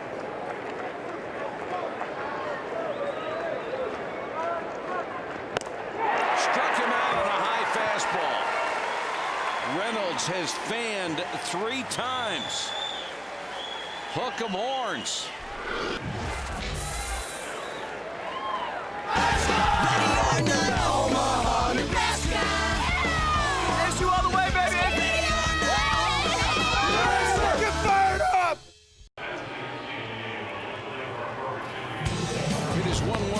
Let's take a look at our Diet Coke game track, and Josh Ford supplied the power. The only run for Baylor with a solo home run. Nick Peoples an RBI single for Texas. The pitching has been superb. Mark McCormick has allowed 3 hits. Ken Kasperick or 2 hits. Kasperick has allowed only 3, each 1 run. And that's where we stand now as we go to the Texas 5th inning. Checking Kyle Peters. Yeah, Harold, we were talking earlier about just kind of the changes that sometimes pitchers do from the first time through the lineup and then after that. Well, tonight, some of the changes we've seen out of McCormick have been this second time he's faced Texas as opposed to the first time. We talked off the open about how often when he gets ahead in the count, he throw the breaking ball. Look how that goes down now, 52% tonight. So he's mixing that fastball in a lot more, and the fastball a lot less when he's behind in the count. So some guys make a change once or twice through the lineup. This time, McCormick, really a different approach this time than he had against Texas just 3 days ago. Well, I guess when you face somebody that close to days apart, you got to make some kind of an adjustment. Kyle, how difficult is that when you have to come back and face a team with such fewer days in between? You know, I never liked it. I mean, especially if you've gone out and thrown really well against somebody, you always felt, well, whatever I got the guy on last time, he's going to be looking for it this time. But if you're a guy like McCormick, there's 2 plus pitches. Sometimes kind of fun. This one is drilled to right center field, and it is gone. Taylor Teagarden. Cal Peterson talked about looking for a pitch. He was looking for that one and lost it in the bleachers in right center. That's what happens when you catch up to a 97-mile-an-hour fastball. It supplies a lot of the the power. This is a nice-looking swing. He touches it off. It's a tremendous swing, but I didn't think it was going to get in the seats, and it went way back in the seats. Taylor Teagarden with his 7th home run and his 4th hit here in the College World Series in 3 games. And now David Merle, the number 8 hitter who walked and scored Texas' first run back in the 3rd. Merle to be followed by Hudson, the number 9 man for Texas here in the 5th. So the team that relies mainly on small ball gets the big fly from Taylor Teagarden. Half of his career home runs and now more have come in the NCAA. Teagarden has been a big ground out by Merle through his counterpart Kurt Caruso. That's the first out of the inning. Teagarden has hit 17 career home runs. 9 of them have come in an NCAA game. Wow.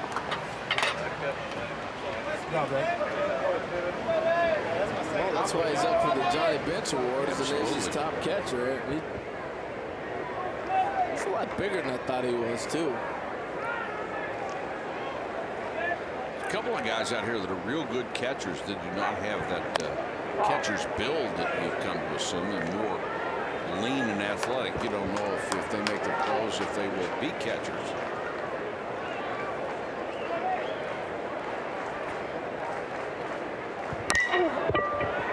On the ground to short. Hudson gone 6-3.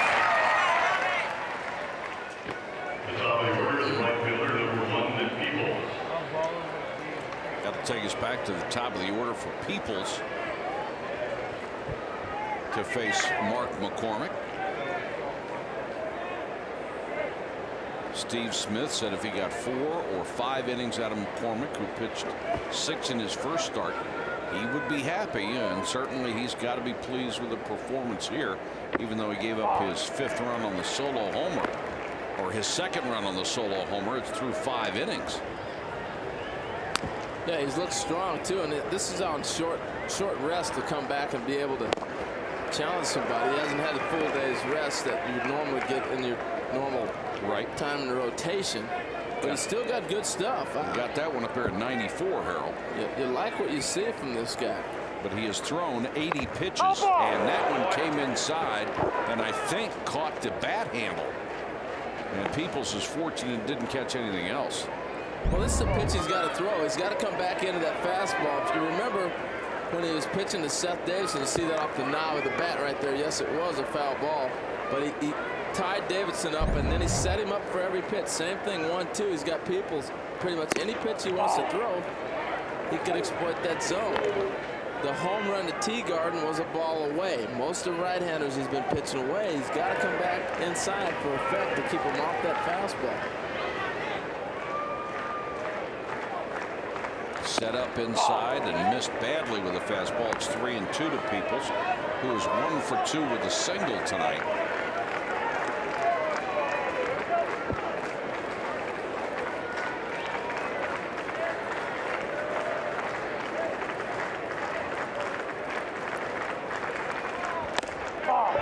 Missed outside on the 3-2, so with 2 outs, Peoples draws a base on balls.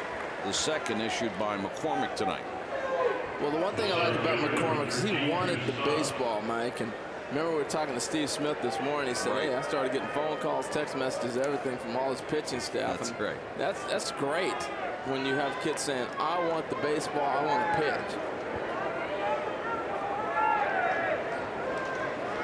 give Drew Stubbs a chance to hit.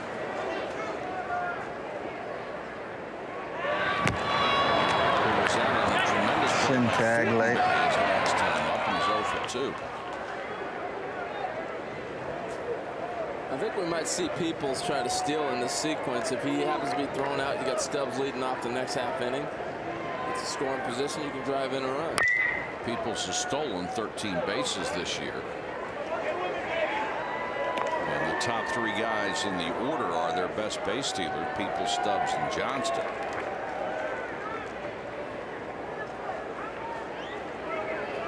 Well, they put pressure on you every way they can think of. Whether it's with the bunt, the hit and run, or the steal. Have a 1-run lead here in the 5th. Called strike to Drew Stubbs. 0-2.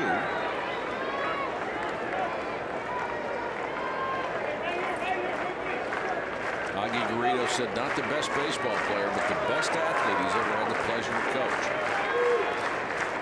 Only a sophomore. Takes that one outside. I'd be surprised if Peoples doesn't run on this pitch right here. 1-2 pitch. More than likely not going to pitch out. You might get a breaking ball even. And the payoff is if he gets thrown out, you got Drew Stubbs with a clean slate next inning to lead it off.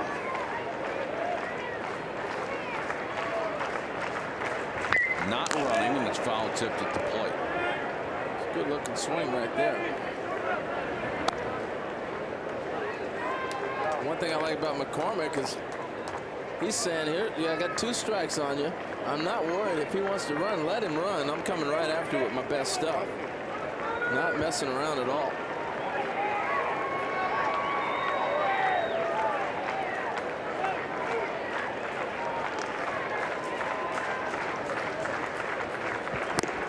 Struck him out. That ends the inning with Peoples at first. But Taylor Teagarden gives Texas the lead, leading off the 5th with a shot to right center field for his 7th home run of the year. 2-1 Longhorns over the Bears.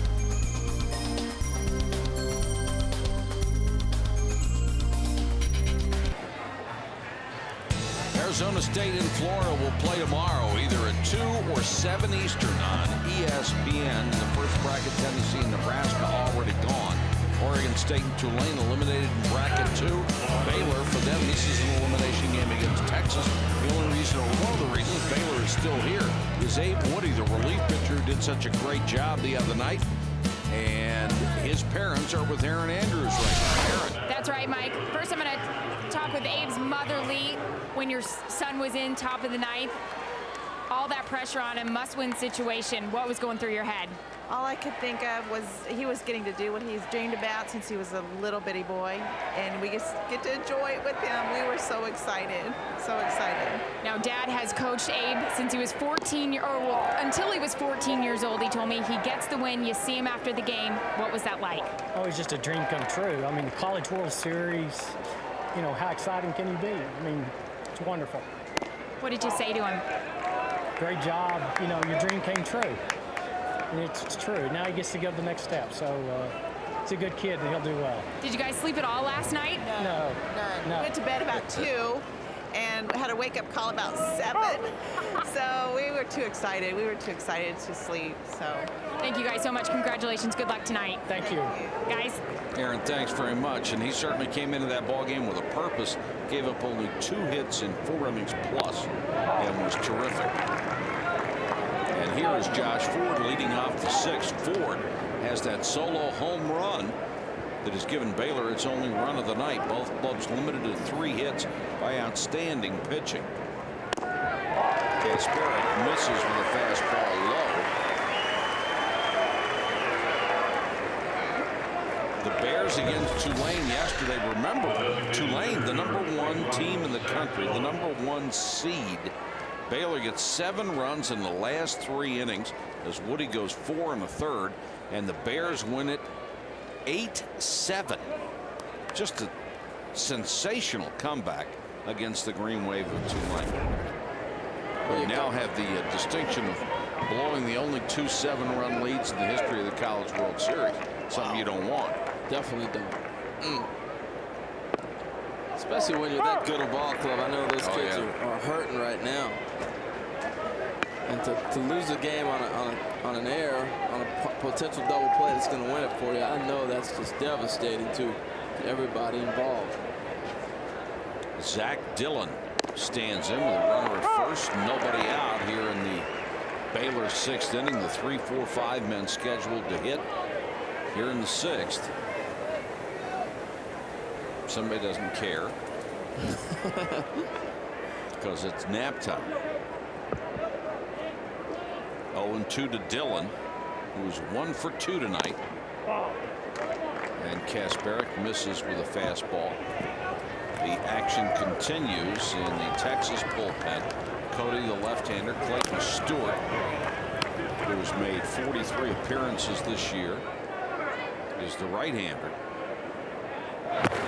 Well, at this juncture, I'd be surprised with the Buck Cody with the right-handers coming up. You probably more than likely would see Stewart. They're getting a lot of mileage out of this young man on the mound right now. Back at us again. Fouled straight back on the net. I said Stewart had 43 appearances. He had 41 this year. 28th round pick of the Phillies. So they saw some talent in that young man. A very good bullpen. Texas is a staff. 2.84 earned run average.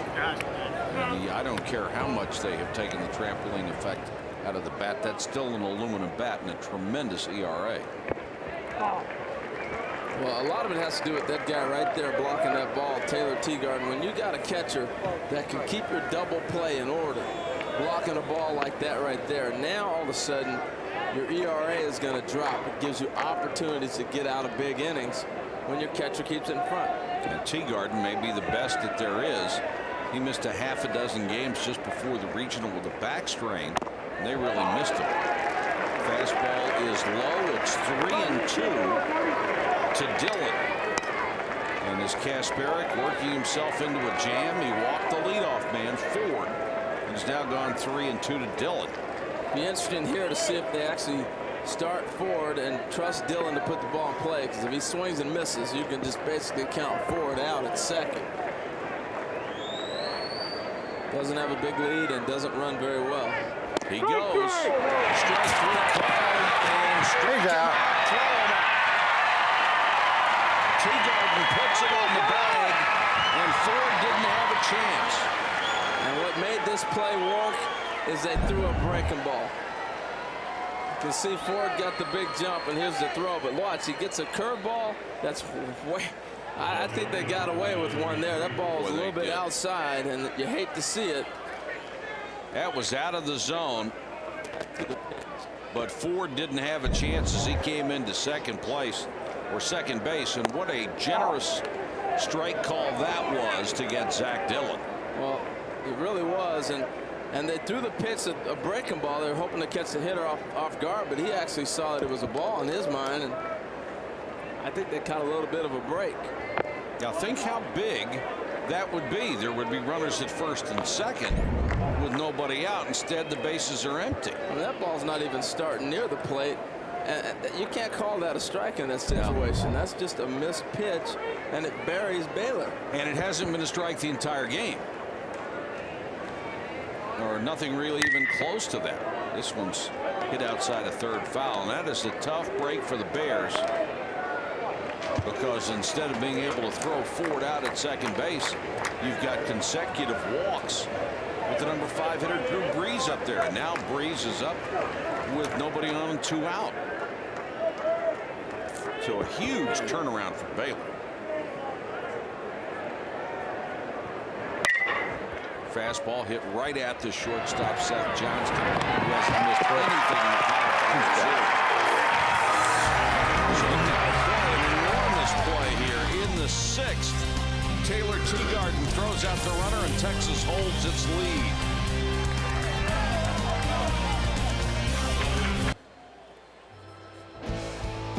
The tension rises as the competition intensifies here at the College World Series in Omaha. Texas going at it for the Bears, and it's an elimination game for Texas, a chance to go directly to Saturday's championship final series. And it's 2-1 Texas here as we go to the bottom of the 6th. Tomorrow night, the NBA title will be on the line. Game 7 of the finals on ABC. Either the Spurs or the Pistons will be crowned champion. The NBA finals on ABC tomorrow night, 8:30 Eastern time. The Spurs are a little bit better than I thought they were. Because I really thought the East Conference was going to run through them. Either Shaq or the big guys in Detroit were going to be able to push Tim Duncan and the boys around a little bit. No, you got Tim Duncan, you got a chance. Wonderful, wonderful player. Yeah, he is. With a wonderful, wonderful attitude. It's not one of the guys around who is not, you know, me first. It's team first. I don't care about the individual accolades. And he's so good he gets them anyway. You're right. Absolutely. My kind of guy. Seth Johnston stands in 1 for 2. Texas has got to be feeling a lot better about itself after getting out of that jam in the top of the inning, and Baylor's got to be hot around the collar, wouldn't you think, Harold? Yeah, they do. I mean, Mike, that was a pivotal point of the game. They had good momentum going right there. The corner comes back and hits another one, but Steve Smith went for the gamble, and it was actually a pretty good call. But what's the call on the pitch? Here's a good fastball right here. That's that one that's unhittable. That he threw that earlier in the game. From a right-hander going across the body to hit that ball in the outside corner. Perfect pitch. Yeah, unhittable. 4th strikeout for McCormick, who is now into his 6th inning of work, and he faces Chance Wheelis after striking out Johnston. LaMotta and Mandel up for the Baylor bullpen that has been sensational in postseason. In the NCAA tournament, they have an ERA close to 2.5. McCormick looks as sharp as he's looked all game right here. He does, and he looks much sharper than his first start.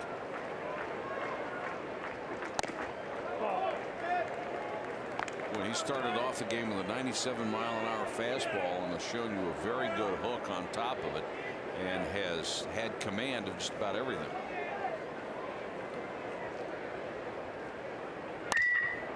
Breaking ball hit towards second. Griffin. He hurt his shoulder. A little shoulder injury. Remember yesterday he had a check, 2 nights ago, he had a check swing and hurt his shoulder. And right here, the shoulder went out again on Chance Wheelis. Now earlier he had a staph infection in the knee, but Monday, here's a check swing that he had on his shoulder. Right there hurts his shoulder. And that bottom hand is what you pull the bat through as a left-hander. Right here, same thing. You can hear him grimace. That was earlier. And that's what happened with him. Wheelis is the second out of the inning, and they'll tend to him. And that was earlier in the game. Now this is the pitch that he didn't run out right here. Here's a ball away, and you can see immediately as he extends that shoulder. Could be a big loss if they lose him. Fortunately, when he was leaving the field, he wasn't holding it like it had been dislocated. But that's he was in obvious pain from it, and tremendous pain.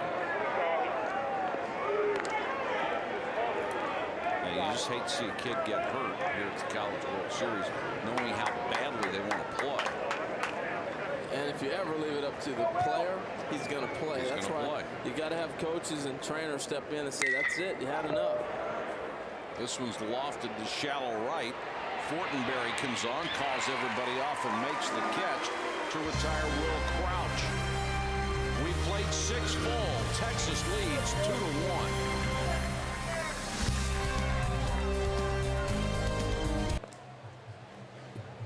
Welcome back to the College World Series, where Texas leads Baylor 2-1. We hope your 4th of July plans will include 5 on the 4th. You'll have the chance to see 5 Major League Baseball games in high definition, but only if you have ESPN HD and ESPN2 HD. So if you haven't yet upgraded to high definition, this is what you've been waiting for. 5 on the 4th. Aaron Andrews has an update on Chance Wheelis. Aaron? Mike, I just spoke with the Longhorns training staff, and I guess Chance Wheelis just walked over to the trainer and says that shoulder hurts. So he said what they're going to do is see how he does out there, going to evaluate him when he goes up to hit again. I asked him whose decision it is to take him out of the game. Will it be Chance's? Will it be the training staff? And he says that's actually up to Augie. So we're going to check and see when he comes up to hit again, Mike. All right, thanks very much, Aaron. And if there is any better state in the country for players' names, I don't know what it is.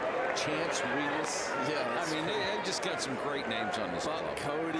Yeah. Great names. Like a Chance.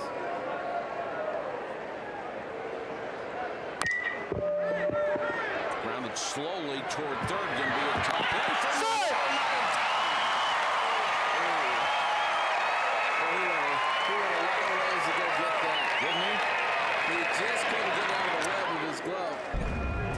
Before he's got his, look where he starts at. Now watch how far he 1, 2, 3, 4, 5, 6, 7, 8. 8 steps to go get that ball and make it a bang play. And if he doesn't double clutch, he's out. That's amazing how far he went to get that ball. Remarkable range.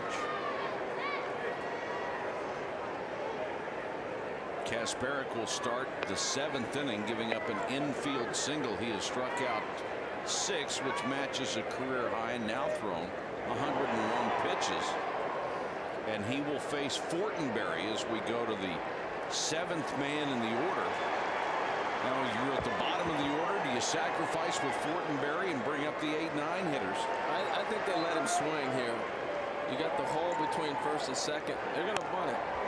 But I think they let the swing, but I'm surprised they bunt. Now, remember the last time they were in this situation, too. I don't know what Steve Smith's going to do. He had a double steal last night, down 8-3 right in the 8th.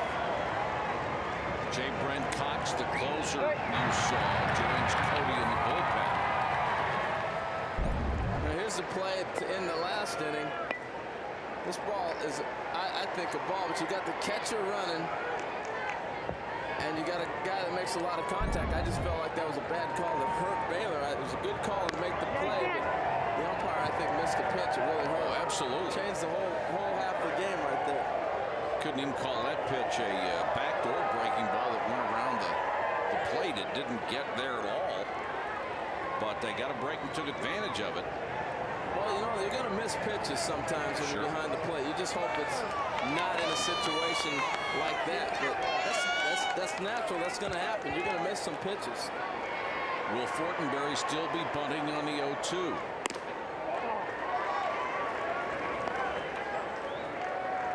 High fastball from Kasparic, a 6'10", 235-pound freshman who has 8 wins, the best for a Texas freshman since 1988.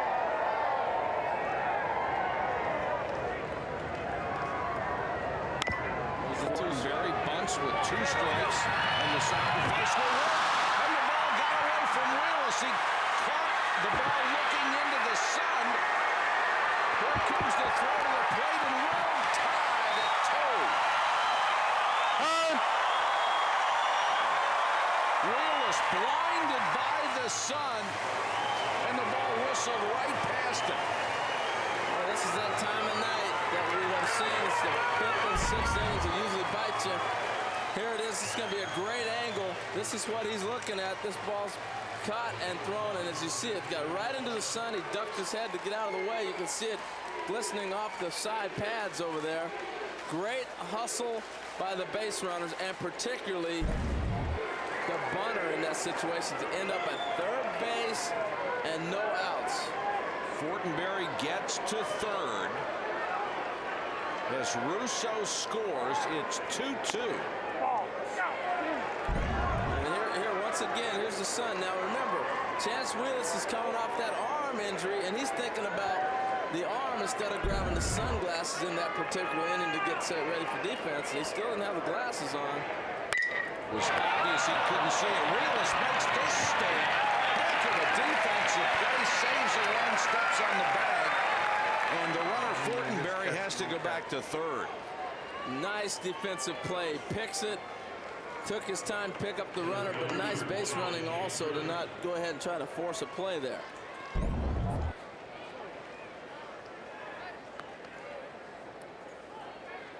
He's lucky that ball wasn't up a little bit. Nice pick. So that's what, Mike, about 3 games we've seen that sun come in effect over that first base. The first error ruled against Texas in the College World Series, an error on the first baseman, Chance Wheelis, who lost that one in the sun.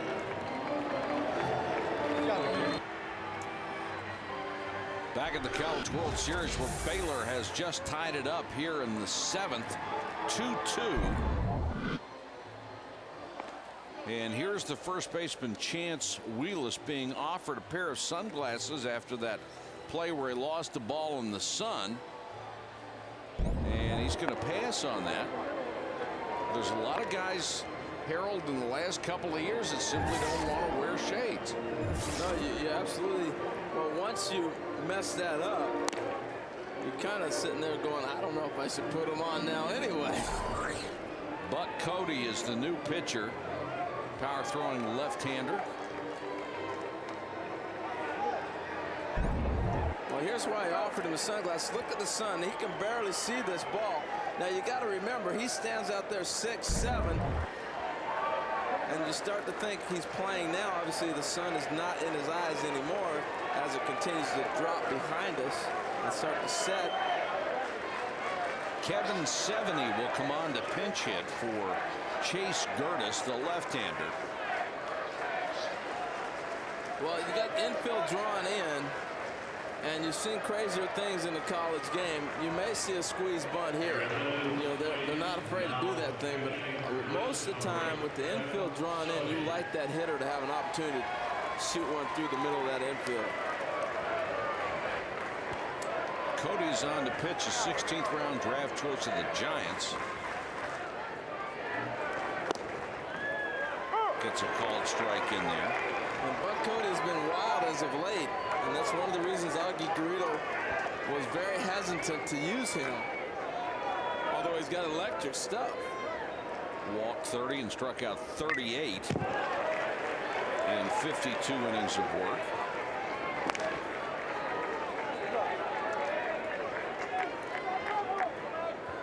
And he's ahead quickly of 70, 0-2. They could use a strikeout right here, as Kasperick is out after throwing 109 pitches, giving up 1 earned run. Remember, there's a runner at third with only 1 out. That's the go-ahead run. Well, this is a situation you want a strikeout pitcher on the mound. You're looking to get a strikeout because more than likely contact is going to be a run. Breaking pitch through into left field for a base hit. Seveny comes off the bench as a pinch hitter and delivers the go-ahead RBI.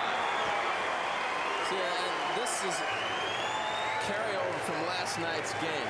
When you've been in a situation like Baylor went through last night, you feel good about yourself.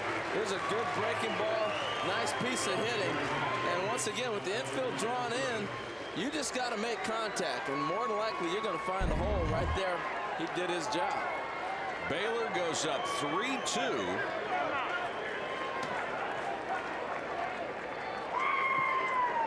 They had brought Buck Cody in hoping they'd get a strikeout, and good move by Steve Smith to go to the right-hander, took the left-handed batter out, and then he had the matchup that he wanted, and it paid off for him.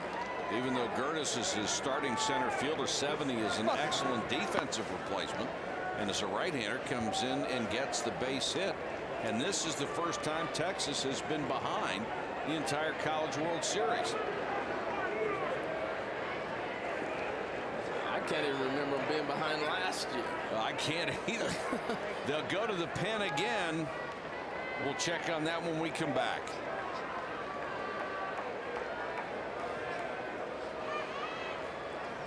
Obviously, they must have been if they lost, but still.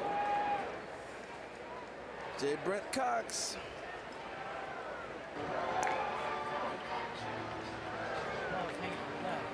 Back at the College World Series, where Baylor has taken the 3-2 lead. And the new pitcher is J. Brent Cox in his record-setting 11th career College World Series appearance, and this will be appearance 104 of his career for Texas. Only one behind Houston Street, who preceded him as the closer. Here we go. J. Brent Cox is tied for the national lead in saves this year with 17.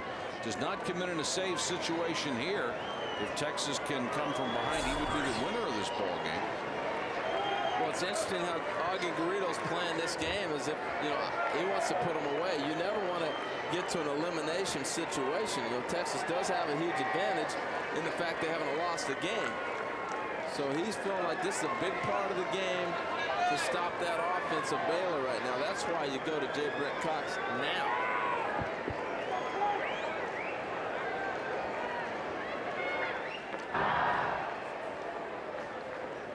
Michael Griffin is the hitter. He's 0 for 2 with a walk. We're in the Baylor 7th.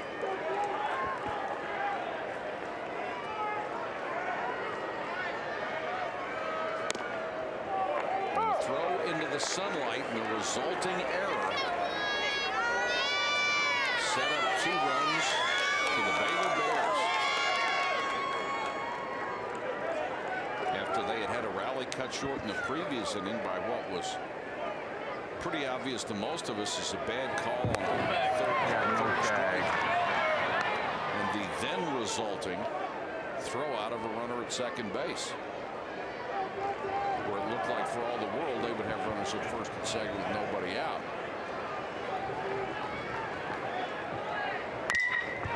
This one's hit to short. Johnston will shovel on to Hudson and back to Willis for the double play. So J. Brent Cox comes in and quickly gets out of the inning. But Baylor has the lead,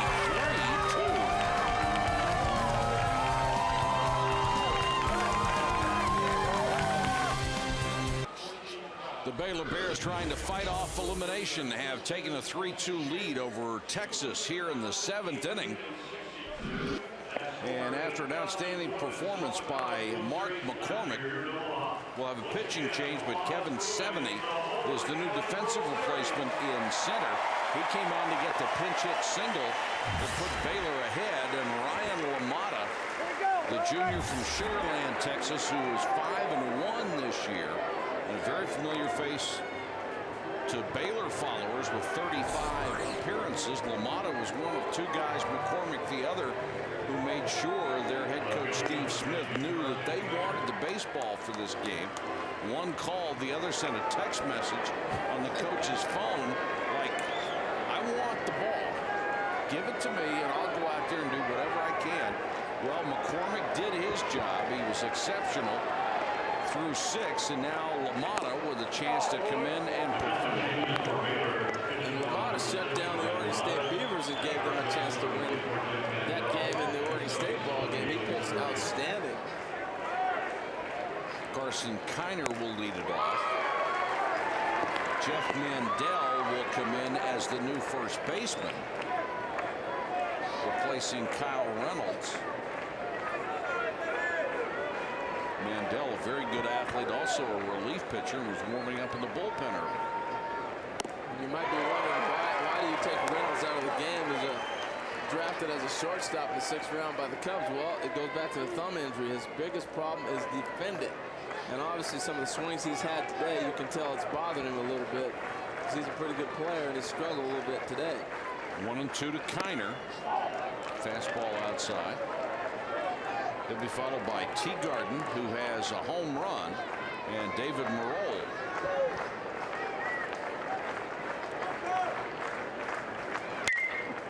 Fastball fouled back.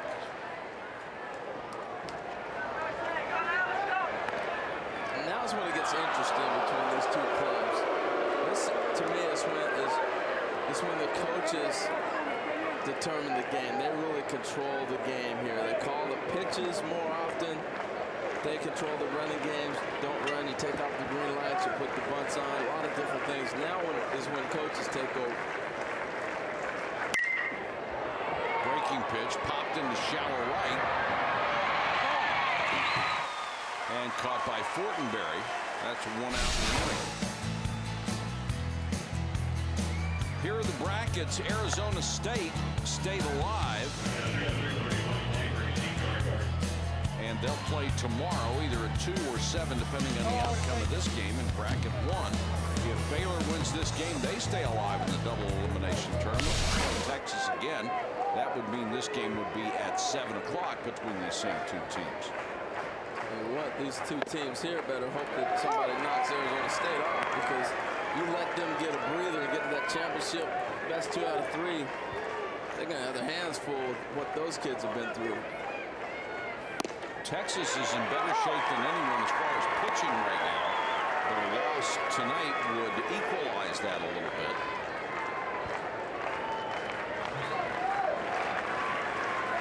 Teagarden, who homered in the 5th, now faces a 1-2 count, and that was a 92-mile-an-hour fastball. LaMotta just says, here it is, coming after you. Missed with a fastball there. Jake Rippey is the right-hander who is ready to go if needed. Fastball struck him out. Couldn't catch up to one around the letters. Looks like he gave him a little different look on that one. Went away with fastballs, and then he went right back up and in. And that's a very hittable ball, but it looked like he changed speeds or something on that pitch and just caught Taylor off guard. 2 out, nobody on for Marole in the Texas 7th inning. LaMotta appearing in his 90th game in relief. That's second all time at Baylor. Breaking pitch hits a straightaway center.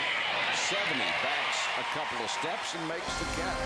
3 gone to hurry here in the Texas 7th. It's 3-2 Baylor.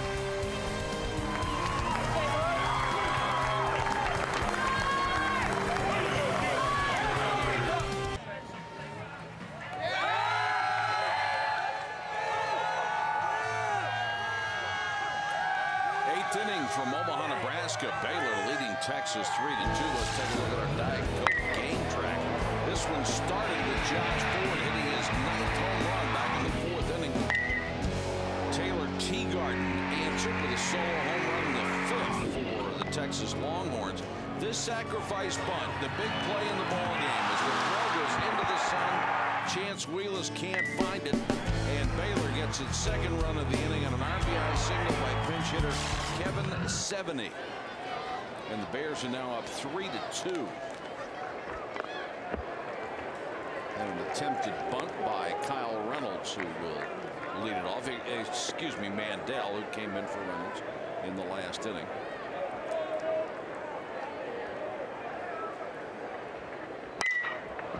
He hits it to straightaway center. Here comes Stubbs. And with a great speed, got there. And he closed on that one quick, because he got a slow jump, and then he turned on the burners to go get it. What a luxury to know you're going to have a guy in center field that can go get the ball for you. Boy, he eats up a lot of ground. Yes, he does. Our attendance tonight, 27,452. The 2nd largest crowd in College World Series history. 6 of the attendance figures from this year's series rank among the top 15 all time. We've already grown over 200,000 in the College World Series this year. Tremendous crowds. Great, knowledgeable crowds as usual.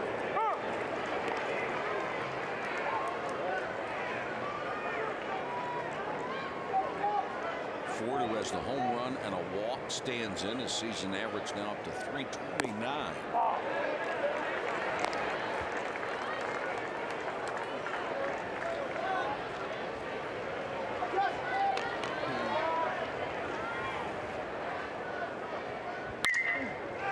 Fastball's popped up right at the plate. Teagarden throws away the mask and makes the catch in fair territory. That's 2 out.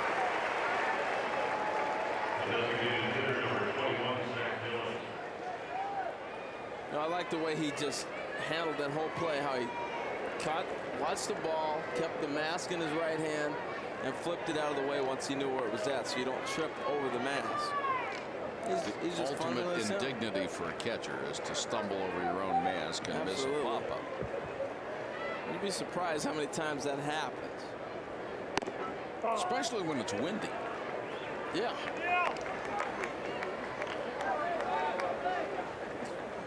I like that shirt. Zack Dylan stands in with 2 out and nobody on in the Baylor 8th. Bears would like to get some insurance, but they're up 3-2 on Texas.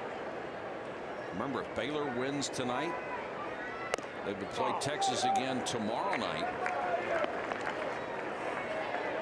And it would be the 7th time they have met this year, and it would be an elimination game for both. Tonight is an elimination game for Baylor. Straight back on the screen. We have come so close to getting a souvenir tonight or getting one of the chops. I'm not sure which. I'm ready, Mike. Got my glove here, so I'm watching the game like this.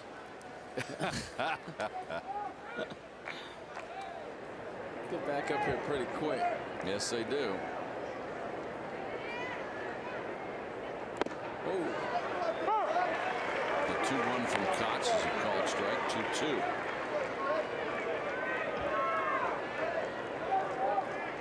Brent Cox, the second-round draft choice of the Yankees, and we have seen how quickly closers have gone through the minor league system. And Brent Cox with a breaking ball for a called strike 3. This kid is the real deal, just like Houston's 3 before. Called strike 3. The 8th is over for Baylor, but the Bears are up by 1.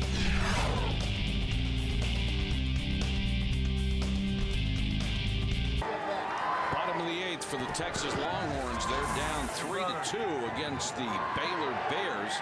Taylor Teagarden in that last inning made the prototype catch for a catcher on a pop foul, a ball that will spin the opposite direction back toward the field of play. Hey, Mike, I'm totally in character on this. Absolutely in character. Now, here's the deal. It's not just because I didn't put this gear on because it's 90 degrees out here. I want to show you something. All right, as the ball goes up and the catcher finds out where it's at, then you want to make sure. Once you know where that ball's going.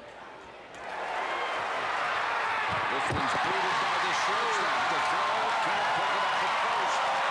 And the runner is safe to start the 8th. Well, this ball just kind of got a little bit of a hurry on. Again, we see the ball come up on him, and we've seen that a few times here. But when you lay back and you let it play you just a little bit, the ball ends up eating you up. That's what happened there on that play. We'll get back to that. Witt is the best defensive player on this team, but he had an unusual string during the conference tournament. Had 8 errors in the span of 15 innings. And now Peoples will come out and show no tag. Back to Harold, the Home Depot coaching clinic. Well, as the ball goes up, what you want to do with your young catchers, find the ball, then you flip the mask out of the way instead of dropping it in front of you. All right? So basically, that ball's going up, you find it, you know where it's at, then you toss that mask off to the side and catch it. That's what Taylor did right there, and that was perfect fundamentals for him. Let's get back to this bunt play and see what happens. Harold wearing the tools of ignorance. They came to be known in the 30s and 40s. Now watch how Taylor Teagarden flips the mask away from you so you don't trip over the mask. Peoples trying to get a sacrifice down, bunts toward the mound. And at second to throw, and they got it. Ryan LaMotta came off the mound, grabbed the ball, and fired to second for the force. Well, that's when you got a great fielding pitcher. Watch the position he comes off and fields this. He knew immediately when the ball was bunted, he was going to go to second base. Now you see there from what the umpire sees, clearly the call was correct. The shortstop Witt obviously remained on the bag for the force play. So they cut down the lead runner, and Peoples is on at first with 1 out. And now the meeting on the mound, certainly Peoples will be a threat to run with Stubbs up there.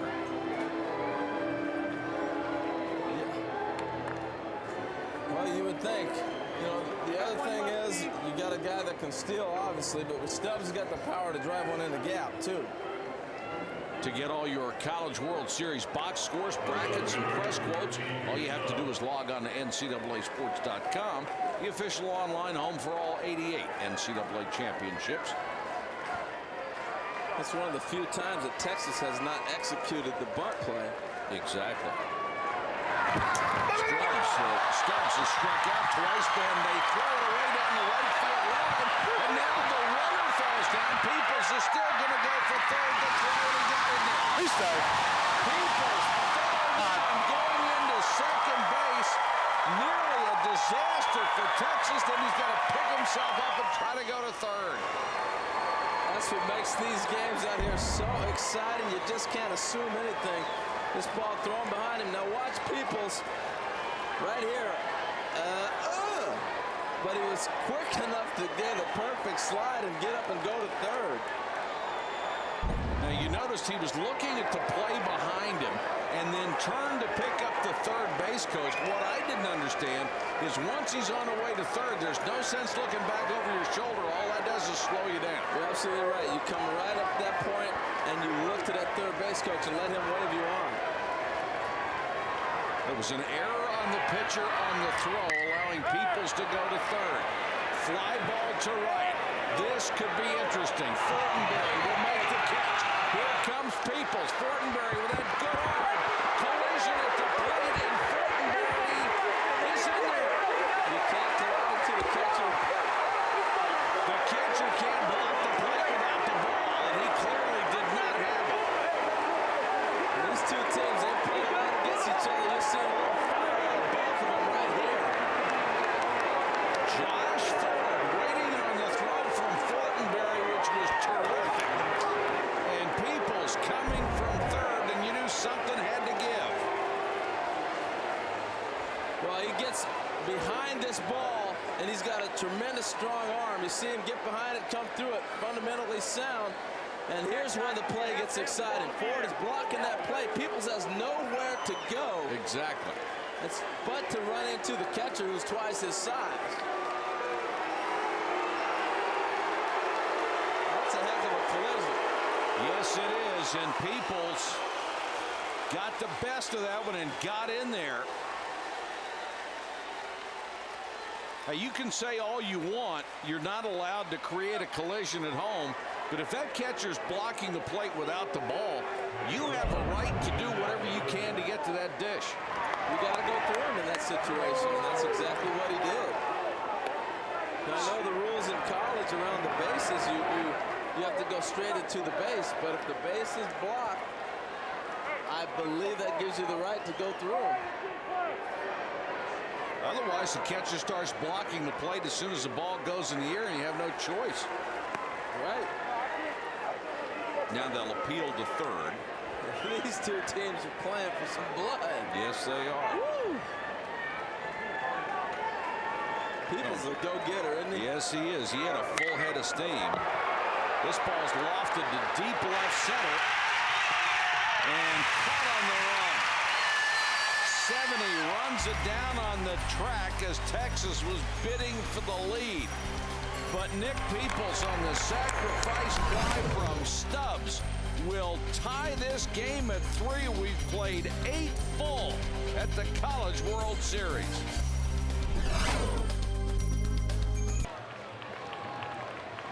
What a ball game. We go to the 9th of the College World Series. Baylor and Texas tied at 3. Here's the tying run in the bottom of the 8th. Well, now we're going to get a good look at Peoples coming down the line. Right about here, we're going to freeze it for you and let you see it. Now, he's got no choice. The catcher's blocking the plate. Now, he's got a guy telling him to go this way, but you have nowhere to go. Your only option is to go through the catcher. You can see clearly how Ford has got the whole plate covered. There's nowhere for him to go but through him. He's got a head of steam. He's got his head up, and he's actually getting ready to go into his slide, and then he realizes, I got nowhere to go. About that 4th or 5th step out from home plate, when he's getting ready to slide, he starts to kick it, and then he goes ahead and goes into him. That's a great play. Yeah, you got to give him some credit because Ford is your prototypical catcher's body. He's a big fella. He is big. Now, the umpires will tell you you cannot create a collision to try to dislodge the ball. You will be called out. But if the catcher blocks the plate and gives you no access, you have no choice. You can either call yourself out and slide short of the plate, or you can try to go through the guy. The other thing too, Mike, is he didn't have the baseball. Exactly. He was blocking the plate clearly without having the ball, and as the ball was getting to him, he moved even further into the runner. So Peoples had no choice. It's a great baseball play all the way around. I mean, if you're Ford, you got to do what he did. Yep. Everybody did exactly what they were supposed to do, including the brilliant throw from Fortenberry. Now, you could say, well, the runner can slide around the catcher, but you're asking too much. You're right. It's not fair. No, it's not fair at all. You only take what they give you.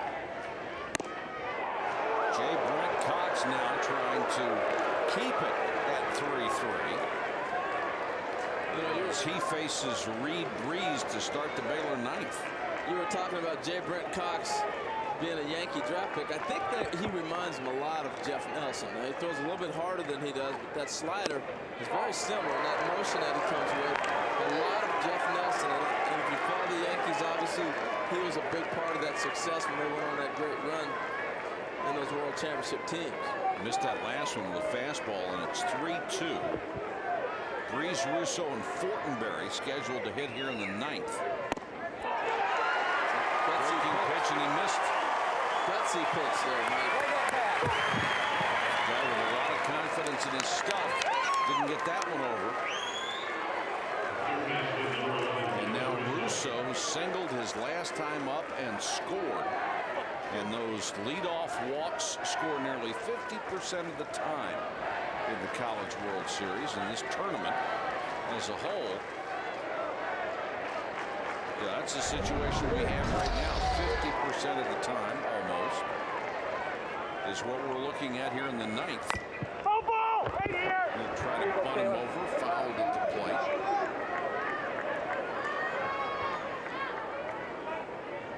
Well, this is old country baseball. Just bunt. We're going to come after you with power pitching, and we're going to see who wins. And I like the fact that you force the teams to make the mistake, and that's been the result. Both clubs have made mistakes when it's been forced upon them. Bunted in the air and fouled. 0-2. In this situation, he's trying to bunt that ball to first base because the first baseman is holding the base runner, and you got the third baseman crashing on you, and the pitcher's going to come off the mound hard. So you know that you got this guy's going to be right there. And this third base is probably going to play in this area. Not with 2 strikes now, but with 1 strike, that's what they were doing to him, and that's why he was trying to punch that ball to first. Rolls back behind the bag now. And again, a lot of times you'll see with 2 strikes, a pitcher throw to first base in this situation to see if the hitter is going to tip off if he's bunting or not. And he's bunting again. And he got it down toward first. Cox will make the underhand toss for the out, and the sacrifice works. Great job by Russo. Well, 0-2 bunt is a very difficult pitch to bunt because you have no idea. The pitcher can waste a pitch on you. So a lot of times they'll throw a breaking ball or they'll throw a fastball at you. He happened to get a fastball that was a strike, and he got it down. Tremendous job. We saw Robbie Hudson do it, and now we see this guy do it. You know, these are 2 fundamentally sound teams in the bunting department. Yes, Seth. Now Fortenberry has a walk, a ground out, and a sacrifice, scored a run. The young man with a 190 batting average on the season. And that just shows you how well he's swinging the bat. That's right. Ignore the statistics. We're putting him on. He's 3 for 9 here in Omaha. But almost every one of those at-bats, he's had good swings. Yes, and he has. That's really what you look at. If you're scouting a guy that you're playing against, what kind of at-bats does he have? Throw the stats out and take a look at what he's doing up there. He's had some loud outs. Hey, you see the ball? They're going to set up the double play ball, and you got a guy that can roll double plays in Brent Cox. So we saw that with Griffin earlier in the game. He got a double play when he first came in the ball game. Paul Witt, the shortstop, who has a 1-for-3 night, is due up. Witt with only his third hit here in Omaha. And now the catcher Taylor Teagarden telling the infield what they need to do.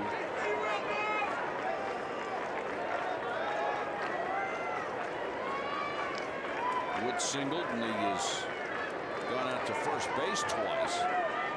Well, where they're aligned defensively, Mike, they're not thinking about any fancy bunt defense. They're just playing a regular bunt defense, and they're looking to get a double play ball. Hit to straightaway center. Stubbs. Got it. Double play. Does he make some plays out there, or what? He's a game changer. And with the runner going, Reed Breeze was running all the way from second, thought it would drop, and Stubbs ran it down. It's an inning-ending double play. To anybody else in center field, that ball falls. He covers some ground. And we got an exciting ball in the right corner. So don't go anywhere. Tied up at 3.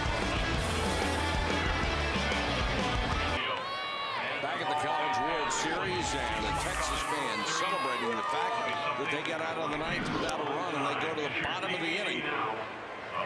Drew Stubbs outran a blooper to shallow center field that would have given Baylor the lead.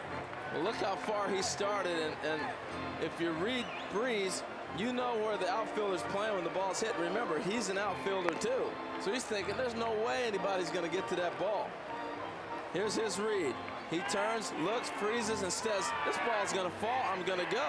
I mean, he had plenty of time to look at that ball, and that was the judgment he made. Drew Stubbs just made a terrific catch to catch that ball. And look at the look on his face. Like, how could that happen? Well, it's a tough gamble, too, with one out. You know, you're already in scoring position. You want to make sure that ball falls. But I can also understand with the aggressiveness that he's thinking nobody's getting to that ball. 4, 5, 6 men in the order, starting with Chance Wheelis, bad shoulder and all. He is 0 for 3 and had a couple of swings tonight. Left him in obvious pain. And that was a very tentative cut he had on that one. Sure was. You know he's hurting because this guy's got some pretty good power. He caught one. Goes after that one and hits a bomb deep down the right field line. It's gone! Holy cow! Chance Wheelis with a big shoulder hits a bomb into the right field stands to win it for Texas. Are you kidding?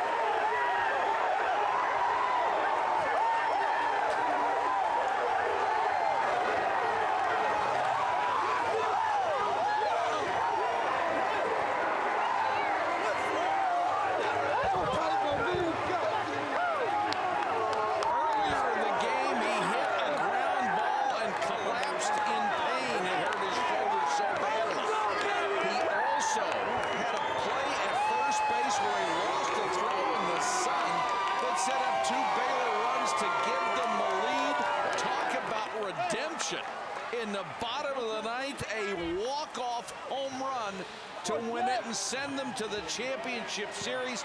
And Aaron Andrews is with our star of the game. Aaron. I certainly am, Chance. How's that shoulder feeling now? Great. I just needed one swing. I knew I could do it if I got one swing. I got it. Your trainers told me, I asked him after you walked away from your last at bat, and they said, I don't know how he's doing. We're going to see after this last hit. What were your thoughts as you were getting ready to go? I wasn't thinking about my shoulder at all. I was just looking to put the bat on the ball. Maybe have some guys come up with some big hits behind me. Just trying to get on base and having to do that. So. When did you know it was gone? Right away. And my shoulder stayed in place, so it was great. How's it feeling?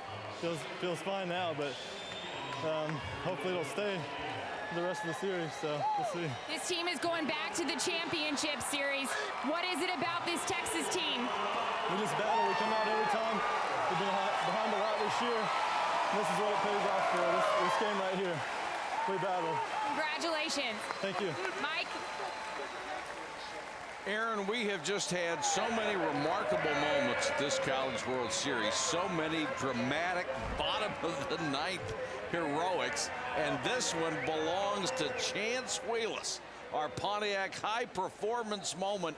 And it doesn't get much more high performance than that. A walk-off home run in the bottom of the ninth to ensure that your team goes to the College World Series best 2 out of 3 starting Saturday. What a shot by Wheelis. And yes, his shoulder did not come out of its socket on that swing, but he almost came out of his shoes.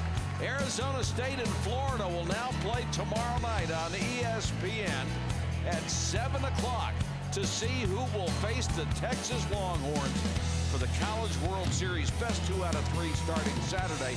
It's an elimination game for both Arizona State and Florida. Hope you'll join us then at 7 o'clock tomorrow night on ESPN. The final score, 4-3 Texas. The Rangers and the Angels of Anaheim coming up next.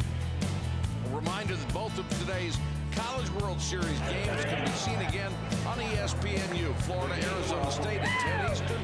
Texas, Baylor at 1 a.m. For Harold Reynolds, Aaron Andrews, Kyle Peterson, and our entire ESPN crew, this is Mike Patrick. This has been a presentation of ESPN, the worldwide leader in sports.